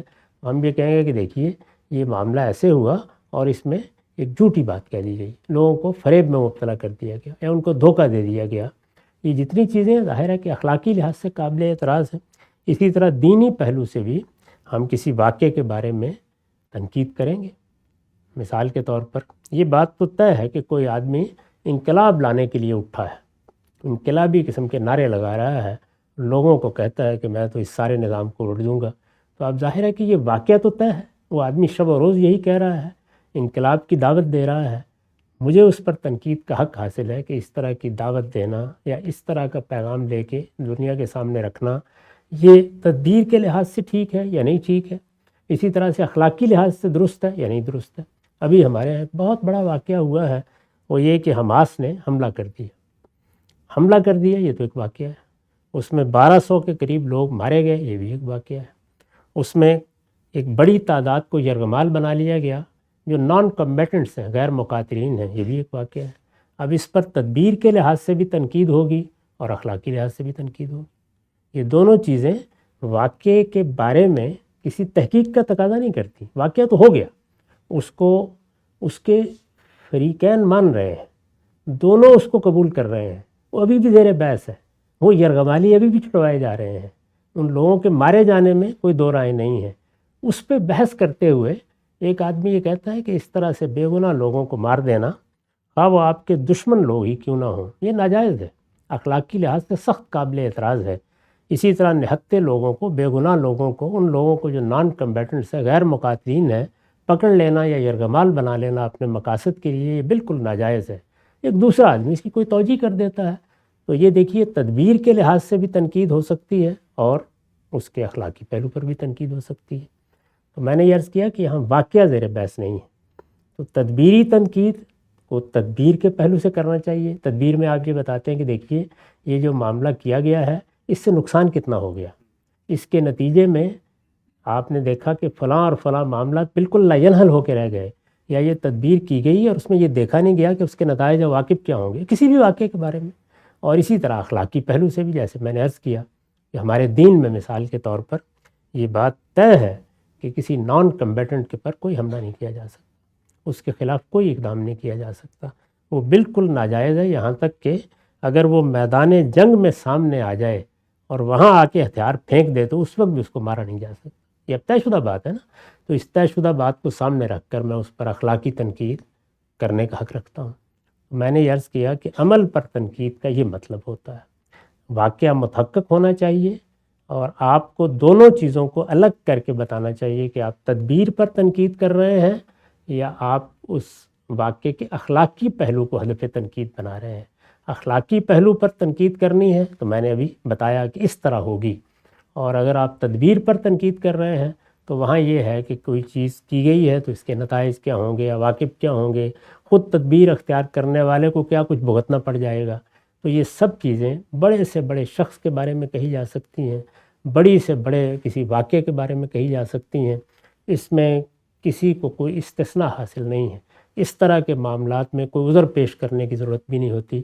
واقعہ متحقق ہے, میری ایک رائے ہے, میں اس پر تنقید کر رہا ہوں, آپ کی ایک رائے ہے, آپ اس کا جواب دے رہے ہیں, دونوں کو اپنی اپنی بات کہنے کا حق حاصل ہے. اس طرح کی تنقید کو کھلے دل کے ساتھ سننا چاہیے. اس طرح کی تنقید کے مواقع ہمیشہ رہنے چاہیے. اس طرح کی تنقید ہی اصلاح کا ذریعہ بنتی ہے, یہاں کوئی دوسری بحث کی گنجائش ہی نہیں. ایک ضمنی سوال غم صاحب, جو آپ نے فرمایا کہ واقعہ متحقق ہو تو تاریخی مسلمات کے بارے میں یونیورسل اسٹیبلش فیکٹس ہیں, بھائی اکبر بادشاہ تھا, یہاں پر یہ ہوا یا کربلا کا واقعہ ہوا, لیکن کچھ واقعات اس نوعیت کے مثلاً میرے لحاظ سے یہ ہو سکتا ہے یہ واقعہ اسٹیبلش ہے کہ بھئی فلاں آدمی کے لندن میں فلیٹس ہیں یا فلاں آدمی کے نیو یارک کے اندر پراپرٹیز ہیں, تو اب یہ بھی ایک اسٹیبلش واقعہ ہے جس کو میں مان کر, کیونکہ وہ شخص وہاں پہ رہ رہا ہے, روز نظر آ رہا ہے, اتر رہا چڑھ رہا ہے, تو اس کو میں مان کر گفتگو کروں گا اخلاقی اور تدبیر کے لحاظ سے, یہ بھی واقعات میں آئے گا سب کچھ؟ نہیں, یہ تو آپ نے پہلے جملے میں خاتمہ کر دیا میرے لحاظ سے. یعنی جو مسلمہ واقعات ہوتے ہیں وہ آپ کے لحاظ سے یا میرے لحاظ سے نہیں ہوتے, وہ تو عالمی سطح پر مانے جاتے ہیں. یعنی وہ متحقق چیزیں ہوتی ہیں. میں کسی جگہ رہ رہا ہوں, ہو سکتا ہے میں کرائے گھر میں رہ رہا ہوں, ہو سکتا ہے میں مہمان گیا ہوا ہوں, تو یہ کوئی دلیل نہیں ہے. یعنی وہ مانی ہوئی بات ہونی چاہیے, اس کے بارے میں بحث کی گنجائش نہیں ہے. بحث کی گنجائش نہیں ہے تو اب واقعہ ہو گیا, واقعہ ہے, اب آپ کے اس پر تنقید کرتے ہیں.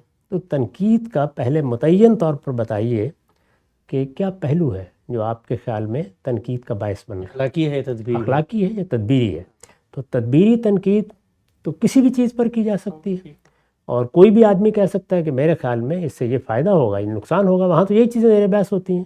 تدبیری تنقید ہمیشہ سود و زیاں کے پہلو سے ہوتی ہے. یہ کام کرنا فائدے کا باعث ہے, اچھا نتیجہ نکالے گا, اس میں نقصان تو نہیں پہنچے گا, یہ پہلو ہوتے ہیں اس میں. تو یہ سود و زیاں ہی وہاں زیر بحث ہوتا ہے. لیکن اخلاقی تنقید میں ظاہر ہے کہ یہ بتایا جاتا ہے کہ یہ چیز تو غلطی ہے, غلطی سے آگے بڑھ کے یہ گناہ ہے, اس سے آگے بڑھ کے یہ کبیرہ گناہ ہے, اس سے بھی آگے بڑھ کے یہ جرم ہے. تو یہ ساری چیزیں وہاں زیر بحث آ جاتی ہیں.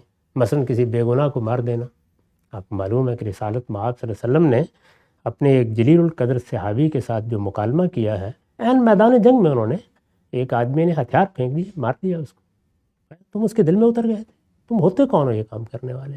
تو یہاں پر زیر بحث بڑے گناہ آ جاتے ہیں. اس میں ہمارے ہاں بعض اوقات لوگوں کو شعور نہیں ہوتا اس کا, وہ ایسی چیزوں کو تدبیر کے خانے میں ڈال دیتے ہیں. تو تدبیر پر تدبیر کے لحاظ سے گفتگو ہوگی اور اخلاقی چیزوں پر اخلاقی نقطہ نظر سے گفتگو ہوگی. یہ بات واضح ہو گئی, اس میں کوئی چیز ہے تو پوچھ لیجیے. اس کے بعد عمل کی وہ صورت آتی ہے جو اس طرح متحقق نہیں ہوتی. یعنی وہ ایک ایسا عمل ہے کہ جو مانا ہوا عمل نہیں ہے, جس میں بحث ہو سکتی ہے. اس عمل میں پھر ہم کو یہ طے کرنا پڑتا ہے, جو ابھی ہم نے طے کیا, کہ ہم اس کے تدبیری پہلو کو زیر بحث لانے والے ہیں یا اس کے اخلاقی پہلو کو زیر بحث لانے والے ہیں. لیکن دونوں چیزوں کے لیے ضروری ہے کہ پہلے اس کی تحقیق کا حق ادا کیا جائے. تدبیر کے معاملے میں تو زیادہ بڑی ذمہ داری نہیں ہوتی, اس لیے کہ اس میں نہ کوئی اتہام کا سوال ہے, نہ کسی کی برائی بیان کرنا ہے. آپ کو ایک بات معلوم ہوئی، میرے بارے میں معلوم ہوئی کہ میں نے فلاں تدبیر اختیار کی ہے، تو آپ کہتے ہیں مجھے بتایا گیا ہے کہ فلاں تدبیر اختیار کیا انہوں نے، میرے خیال میں تو یہ ٹھیک نہیں. تو یہاں آپ نے اگر اس کے اوپر تبصرہ مجھ سے بات کیے بغیر کر دیا ہے، یہ کہہ کے کر دیا کہ میرے علم میں آیا، یہ کہہ کر دیا میں نے فلاں شخص سے سنا تھا، تب بھی کوئی فرق نہیں پڑتا. ٹھیک ہے. اس لیے کہ اس میں کوئی پرابلم نہیں ہے. اس میں تو آپ صرف یہ کہہ رہے ہیں کہ وہ ایسا کرتے تو ان کے حق میں بہتر ہوتا، یہ چیز ان کے لیے فائدے کا باعث ہوتی، اس سے اچھا نتیجہ نکلتا. تو تدبیر کے معاملے میں گفتگو کے لیے اس درجے کی کوئی ذمہ داری عائد نہیں ہوتی. یہی وجہ ہے کہ میں نے، کہ آپ کو یاد ہوگا کہ جب مسلمانوں کی تاریخ کے پہلے دور پر تفصیلی گفتگو کی ہے تو یہ عرض کیا تھا کہ ہم جب اس زمانے کے حالات پڑھتے ہیں، واقعات کو دیکھتے ہیں، تدابیر کو دیکھتے ہیں، اس میں کوئی ضرورت نہیں ہے اس بات کی کہ آپ رجال کی کتابیں اٹھا کے بیٹھ جائیں.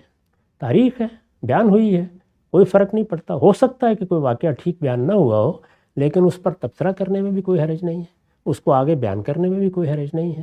اس طرح کی چیزیں اگر آپ بہت تحقیق سے گزاریں تو پھر تو گفتگو کرنا ہی ناممکن ہو جائے گا.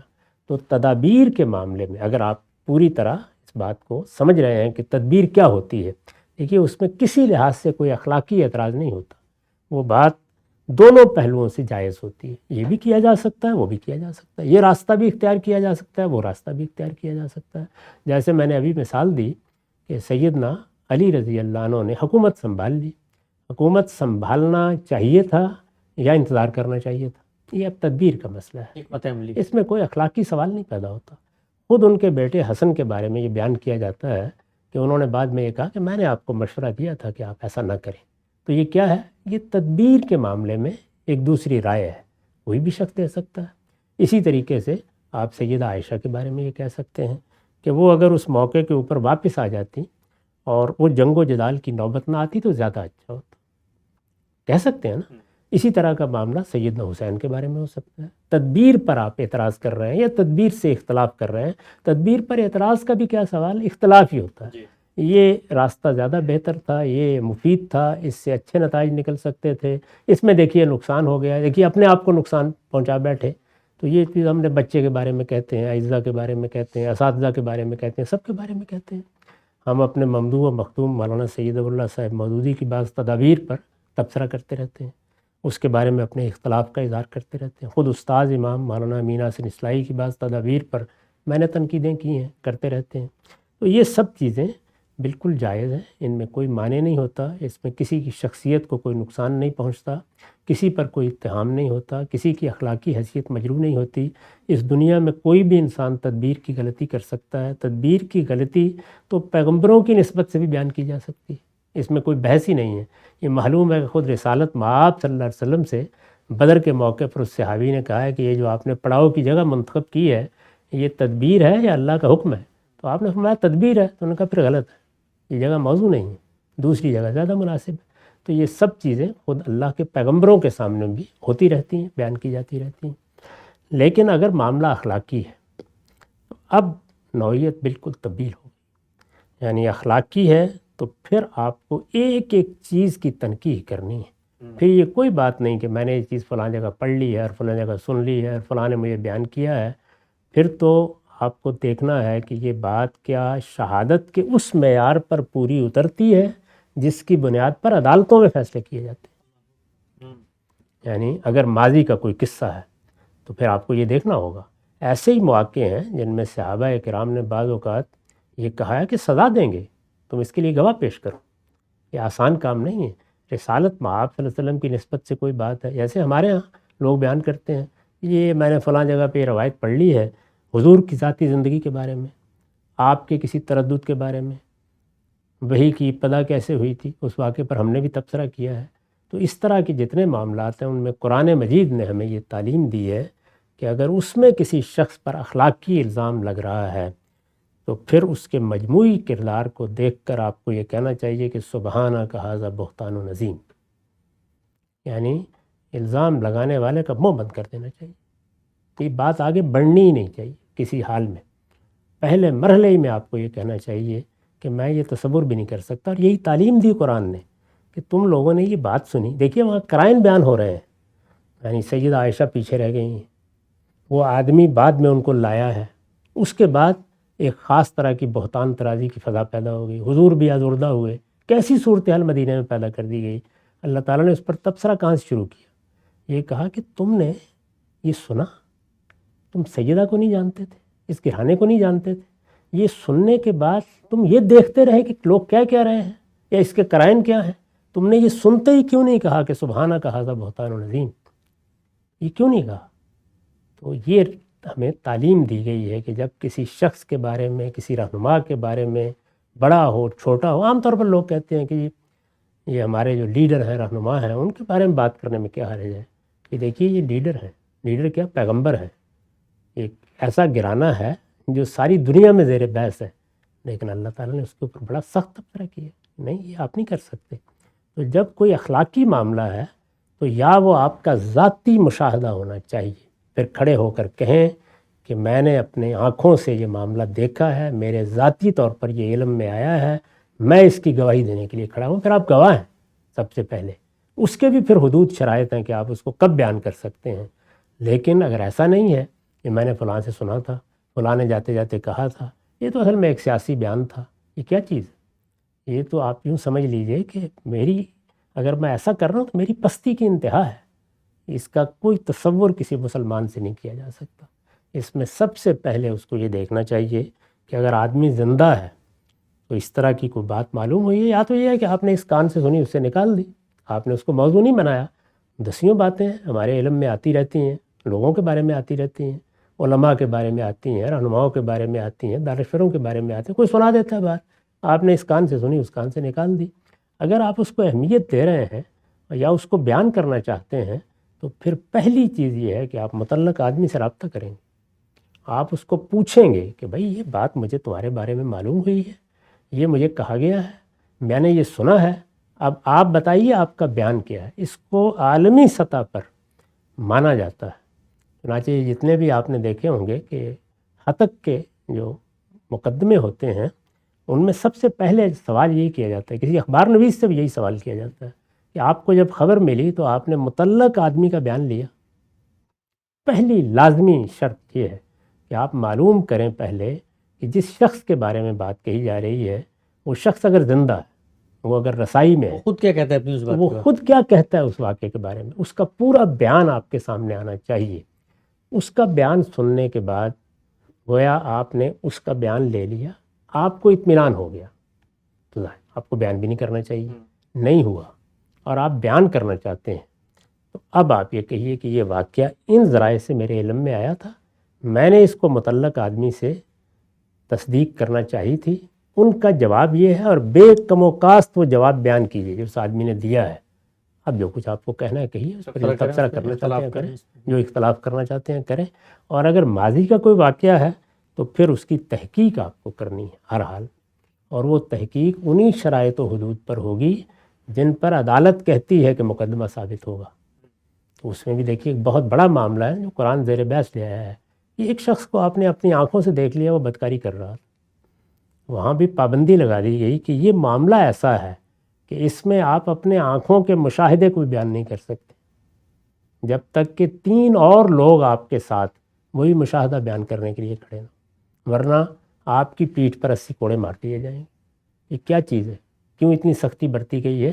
اس لیے کہ اللہ تعالیٰ کے پیغمبر نے یہ اعلان کیا ہے اور حرم میں کھڑے ہو کے اعلان کیا ہے، آخری حج کے موقع پر اعلان کیا ہے کہ کسی بھی مسلمان کا مال، اس کی جان اور اس کی عزت یہ اس شہر کی طرح، شہر مکہ کی طرح حرمت رکھتی ہے۔ یہ جب آپ کسی شخص پر اخلاقی الزام لگاتے ہیں، خواہ وہ لیڈر ہے، خواہ وہ رہنما ہے، وہ پیغمبر ہے، وہ کوئی بھی ہے، وہ آپ کا ہمسایہ ہے، وہ عامی ہے، وہ عارف ہے، تو آپ در حقیقت اس کی عزت پر حملہ آور ہو گئے اور آپ نے اس کے قتل کا فیصلہ کر لیا۔ یہ اقدام قتل کی طرح کا جرم ہے۔ اس وجہ سے اب آپ تحقیق کے سارے ذرائع سے گزریں گے، ورنہ آپ نے ایک کبیرہ گناہ کا خود ارتکاب کر ڈالا ہے۔ اس نے تو جو کرنا تھا وہ کیا ہی ہے۔ تو ہمارے ہاں اس طرح کی چیزوں کی پرواہ نہیں کی جاتی، اس کے نتیجے میں افواہیں پھیلتی ہیں، وہ عام لوگوں کے ہاں مسلمات بن جاتی ہیں، اچھے خاصے پڑھے لکھے لوگ ان کا اظہار کرتے ہیں، ایک دوسرے کے خلاف مہمات چلاتے ہیں، اسی کے نتیجے میں پروپیگنڈا کرنا ممکن ہوتا ہے۔ اور ہمارے ہاں قانون بھی اس طرح کے ہیں کہ وہ گرفت کرنے سے قاصر رہ جاتے ہیں، لیکن اخلاقی لحاظ سے یہ محض کوئی غلطی نہیں ہے، یہ کبیرہ گناہ اور سنگین جرم ہے، اس کو کسی حال میں گوارا نہیں کیا جا سکتا۔ تو عمل پر تنقید کے لیے یہ اصول اور ضابطے ہیں، جب بھی کرنی ہو ضرور کریں۔ ٹھیک، ہم سے نقطہ بالکل واضح ہو گیا۔ یہ بڑا مشکل کام ہے عمل کی تنقید میں، جو 90% ہمارے واقعات ہوتے ہیں اسی طرح سے خبر واحد پر مبنی ہوتے ہیں، کسی سے بات سنی، کوئی اپنا تاثر اس میں شامل کیا اور بندے سے پوچھنا تو پیش نظر ہی نہیں ہوتا، ایک پورا مقدمہ بنا کے پیش کر دیا۔ ہم سے ایک مثال پیش کی جاتی ہے ضمن میں کہ بھائی کسی کے عمل پر اگر ہمیں کچھ سوال پیدا ہوا ہے تو یہ تحقیق کے سارے مراحل سے گزرے بغیر ہم جائیں گے سر بازار، اس سے سوال کر لیں گے، لوگوں کے سامنے فیس بک پہ لکھ دیں گے کہ بھائی یہ ہمیں اعتراض ہوا، آپ جواب دیں۔ اور مثال پیش کی جاتی ہے سیدنا عمر کی کہ ان کے اوپر اگر کسی کو اعتراض ہوا تو برسر ممبر ایک آدمی نے کھڑے ہو کر ان پر وہ اعتراض کر دیا اور پھر ان کو جواب دینا پڑا۔ تو یہ تحقیق کرنے کا جو عمل ہے، یہی ہم سب کے سامنے کیوں نہ شروع کر دیں کہ ہم بتائیں کہ بھئی اس بندے کے اوپر یہ الزام ہے، اس نے پیسے کھائے ہیں، اس نے مثال کے طور پہ چوری کی ہے، اگر تم نے نہیں کی تو تم آ کے انکار کر دو۔ نہیں، اس آدمی نے تو سیدنا عمر سے براہ راست پوچھا ہے اور سوال کیا ہے، الزام نہیں لگایا۔ الزام نہیں لگایا کوئی، اس نے کوئی بات نہیں کہی، اس نے تو سوال پوچھا کہ یہ چادریں آئی تھیں اور ان میں میرا تو کرتا بن نہیں سکا تو تمہارا کیسے بن گیا؟ سوال پوچھا، سوال تو ہر شخص سے پوچھا جا سکتا ہے، پبلک میں پوچھیں آپ، اس لیے ہر شخص کی زندگی ایک کھلی کتاب ہے۔ آپ نے تو الزام لگا دیا نا، الزام لگانا ایک اور چیز ہے، اس چیز کو مثبت طور پر بیان کرنا ایک الگ چیز ہے۔ سوال جہاں چاہے پوچھ لو، تو میں عرض کر رہا ہوں، آپ چاہیں تو الگ پوچھ لیں، چاہیں تو برسر عام پوچھ لیں، سوال پوچھیں۔ دوسرے نے فیصلہ کرنا ہے وہ کہاں جواب دے گا، یہ وہ بھی کہاں جواب دے گا؟ وہ کہہ سکتا ہے کہ جی آپ آ جائیے، میں آپ کو بتا دوں گا اس کے معاملے میں، یا وہ خیال کرتا ہے کہ اس نے مجھ سے برسر موقع پوچھا ہے، میں اب بیان کر دیتا ہوں۔ سوال کریں نا آپ اس سے، وہ سوال براہ راست اس شخص سے ہونا چاہیے اور اس کو موقع ملنا چاہیے کہ وہ اپنی پوری وضاحت بیان کرے، اور جب وہ وضاحت کر دے تو خواہ آپ اس سے مطمئن ہیں یا نہیں مطمئن ہیں، نقل کریں۔ اب آپ کو نقل کرتے وقت اس کی وضاحت کو ہمیشہ ساتھ بیان کرنا ہے کہ یہ سوال پیدا ہوا، یہ میرے سامنے ایک بات آئی، یہ میری معلومات میں آیا، اس کے جواب میں اس شخص کا موقف یہ ہے، میں اس پر مطمئن نہیں ہوا، اس وجہ سے مطمئن نہیں ہوا، کر کے دیکھیے، یہ بات ہی کرنا ممکن نہیں رہتی، اس کے بعد ممکن ہی نہیں ہوتا۔ تو یہ تو اصل میں ہمارے ہاں ایک خاص طرح کی لذت اندوزی ہے، ایسی چیزیں ہم بیان کرتے ہیں اور پھر اس کے بعد لوگوں کو یہ بتاتے ہیں کہ ہم تو احقاق حق کر رہے ہیں اور ہم نے تو اصل میں لوگوں کی اصلاح کا بیڑا اٹھایا ہوا ہے۔ یہ ساری چیزیں اپنے نفس کو دھوکہ دینے کے مترادف ہوتی ہیں۔ اگر آپ فی الواقع مخلص ہیں اور آپ حقیقت میں اصلاح چاہتے ہیں، یہ ممکن ہی نہیں کہ آپ اس سے مختلف کوئی طریقہ اختیار کریں، ممکن ہی نہیں۔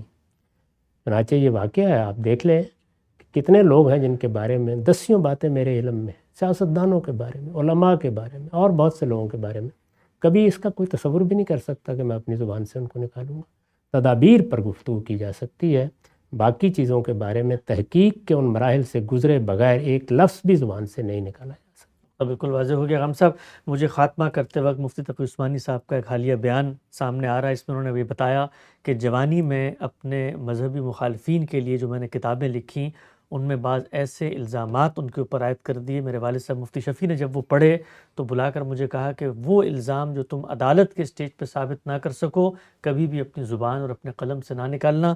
عمل کی تنقید کے اور کون کون سے ضمنی پہلو ہیں، سب کو زیر بحث لائیں گے، وقت یہاں پہ ختم ہوتا ہے، دوبارہ حاضر خدمت ہوں گے، اب تک آپ کا بہت شکریہ۔ Membership Program. Unlock the opportunity to be part of the GCIL team. Join our first ever membership program and become an integral part of our community. Become a member now, gomdi.org/member.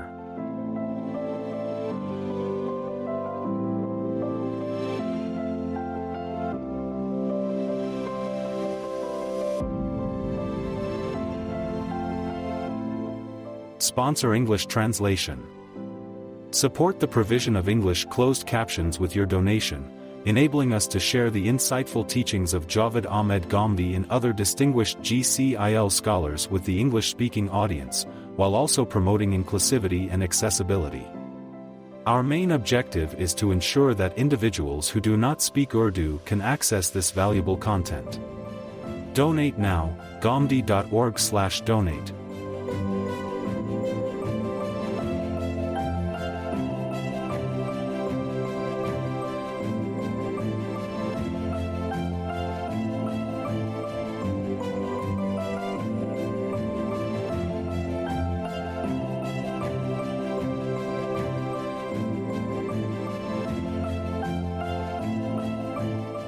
Ask Gomdi Live. Ask Gomdi Live is an online Zoom web conference exclusively for our valued Ask Gomdi app users. If you ever wish to speak with Javed Ahmed Gomdi and directly ask questions, you do not need to wait any longer.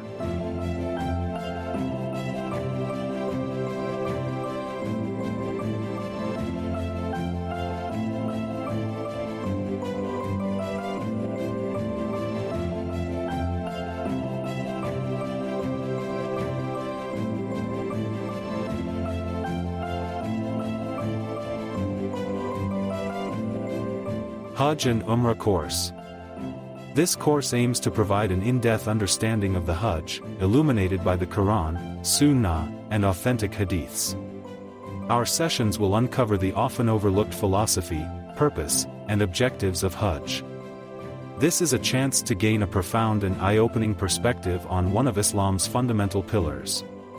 Please note that seats are limited, so we encourage you to register soon to secure your place in this enlightening course. Register now, gomdi.org/Hajj Course English.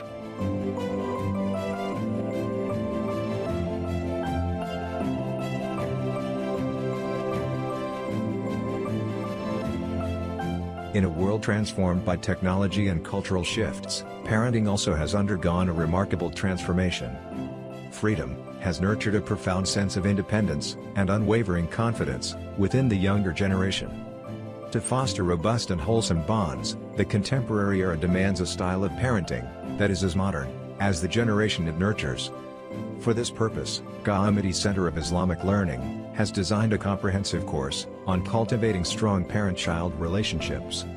From effective communication and active listening to fostering trust and emotional intelligence, our course equips parents with a holistic approach to creating an environment where both parents and children can thrive. This course has been meticulously designed to empower parents with insights, tools, and strategies that cultivate lasting connections with their children. The content has been divided into 3 sections, each catering to the unique challenges of modern parenting. In this fast-paced world, the key to our happiness and a brighter future lies in the strength of our relationships. Enroll for this course through the link given in the description and learn modern parenting styles to foster strong relationships with your children. Sunday School. Open enrollment for GCIL Sunday School is opening soon.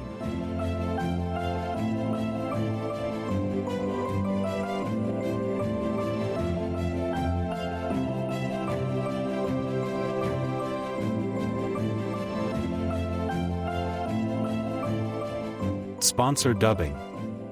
Support the English dubbing of our episode through cutting-edge AI technology. Join us in transforming our Urdu content into English, enabling a broader audience, particularly the younger English-speaking generation, to access valuable teachings of Islamic education. Donate now, gomdi.org/sponsor.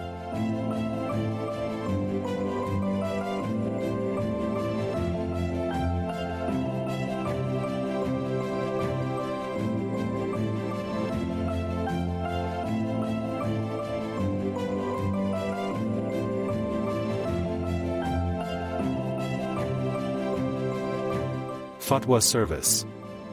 Seek confidential fatwas based on Quranic interpretation and hadith. Over 200 fatwas have been issued till now. Contact us securely for guidance, gomdi.org/fatwa.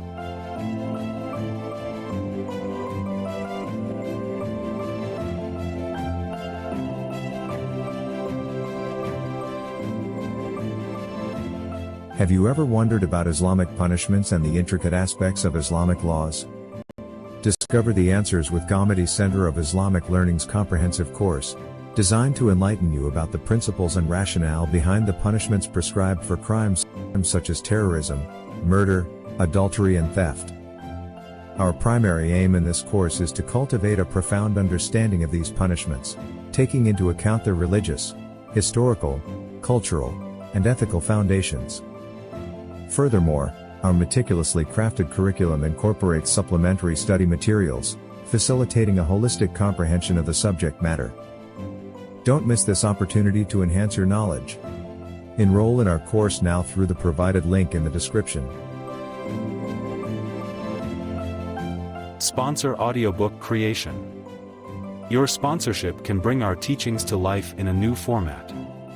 By funding the creation of an audiobook, you help us reach audiences who prefer audio learning. gomdi.org/sponsor.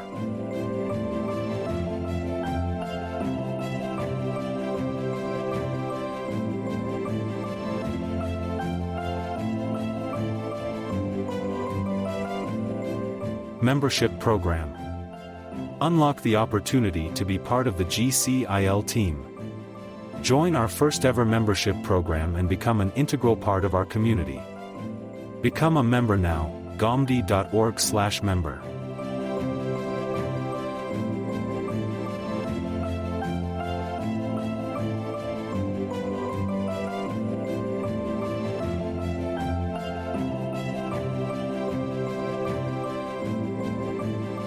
Sponsor English translation. Support the provision of English closed captions with your donation, enabling us to share the insightful teachings of Javed Ahmed Ghamdi and other distinguished GCIL scholars with the English-speaking audience, while also promoting inclusivity and accessibility. Our main objective is to ensure that individuals who do not speak Urdu can access this valuable content. Donate now, gomdi.org/donate.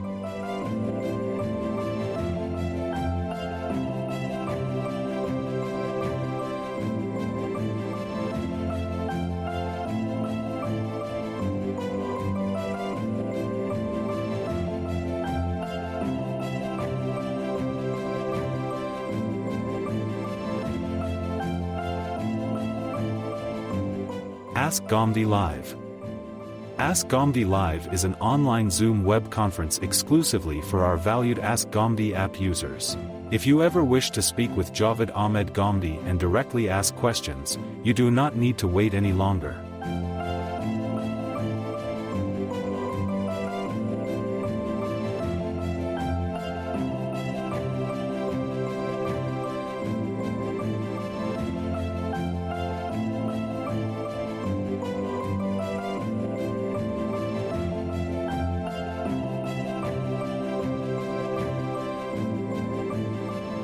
Hajj and Umrah course. This course aims to provide an in-depth understanding of the Hajj, illuminated by the Quran, Sunnah, and authentic hadiths. Our sessions will uncover the often overlooked philosophy, purpose, and objectives of Hajj. This is a chance to gain a profound and eye-opening perspective on one of Islam's fundamental pillars. Please note that seats are limited, so we encourage you to register soon to secure your place in this enlightening course. Register now, gomdi.org/Hajj course English.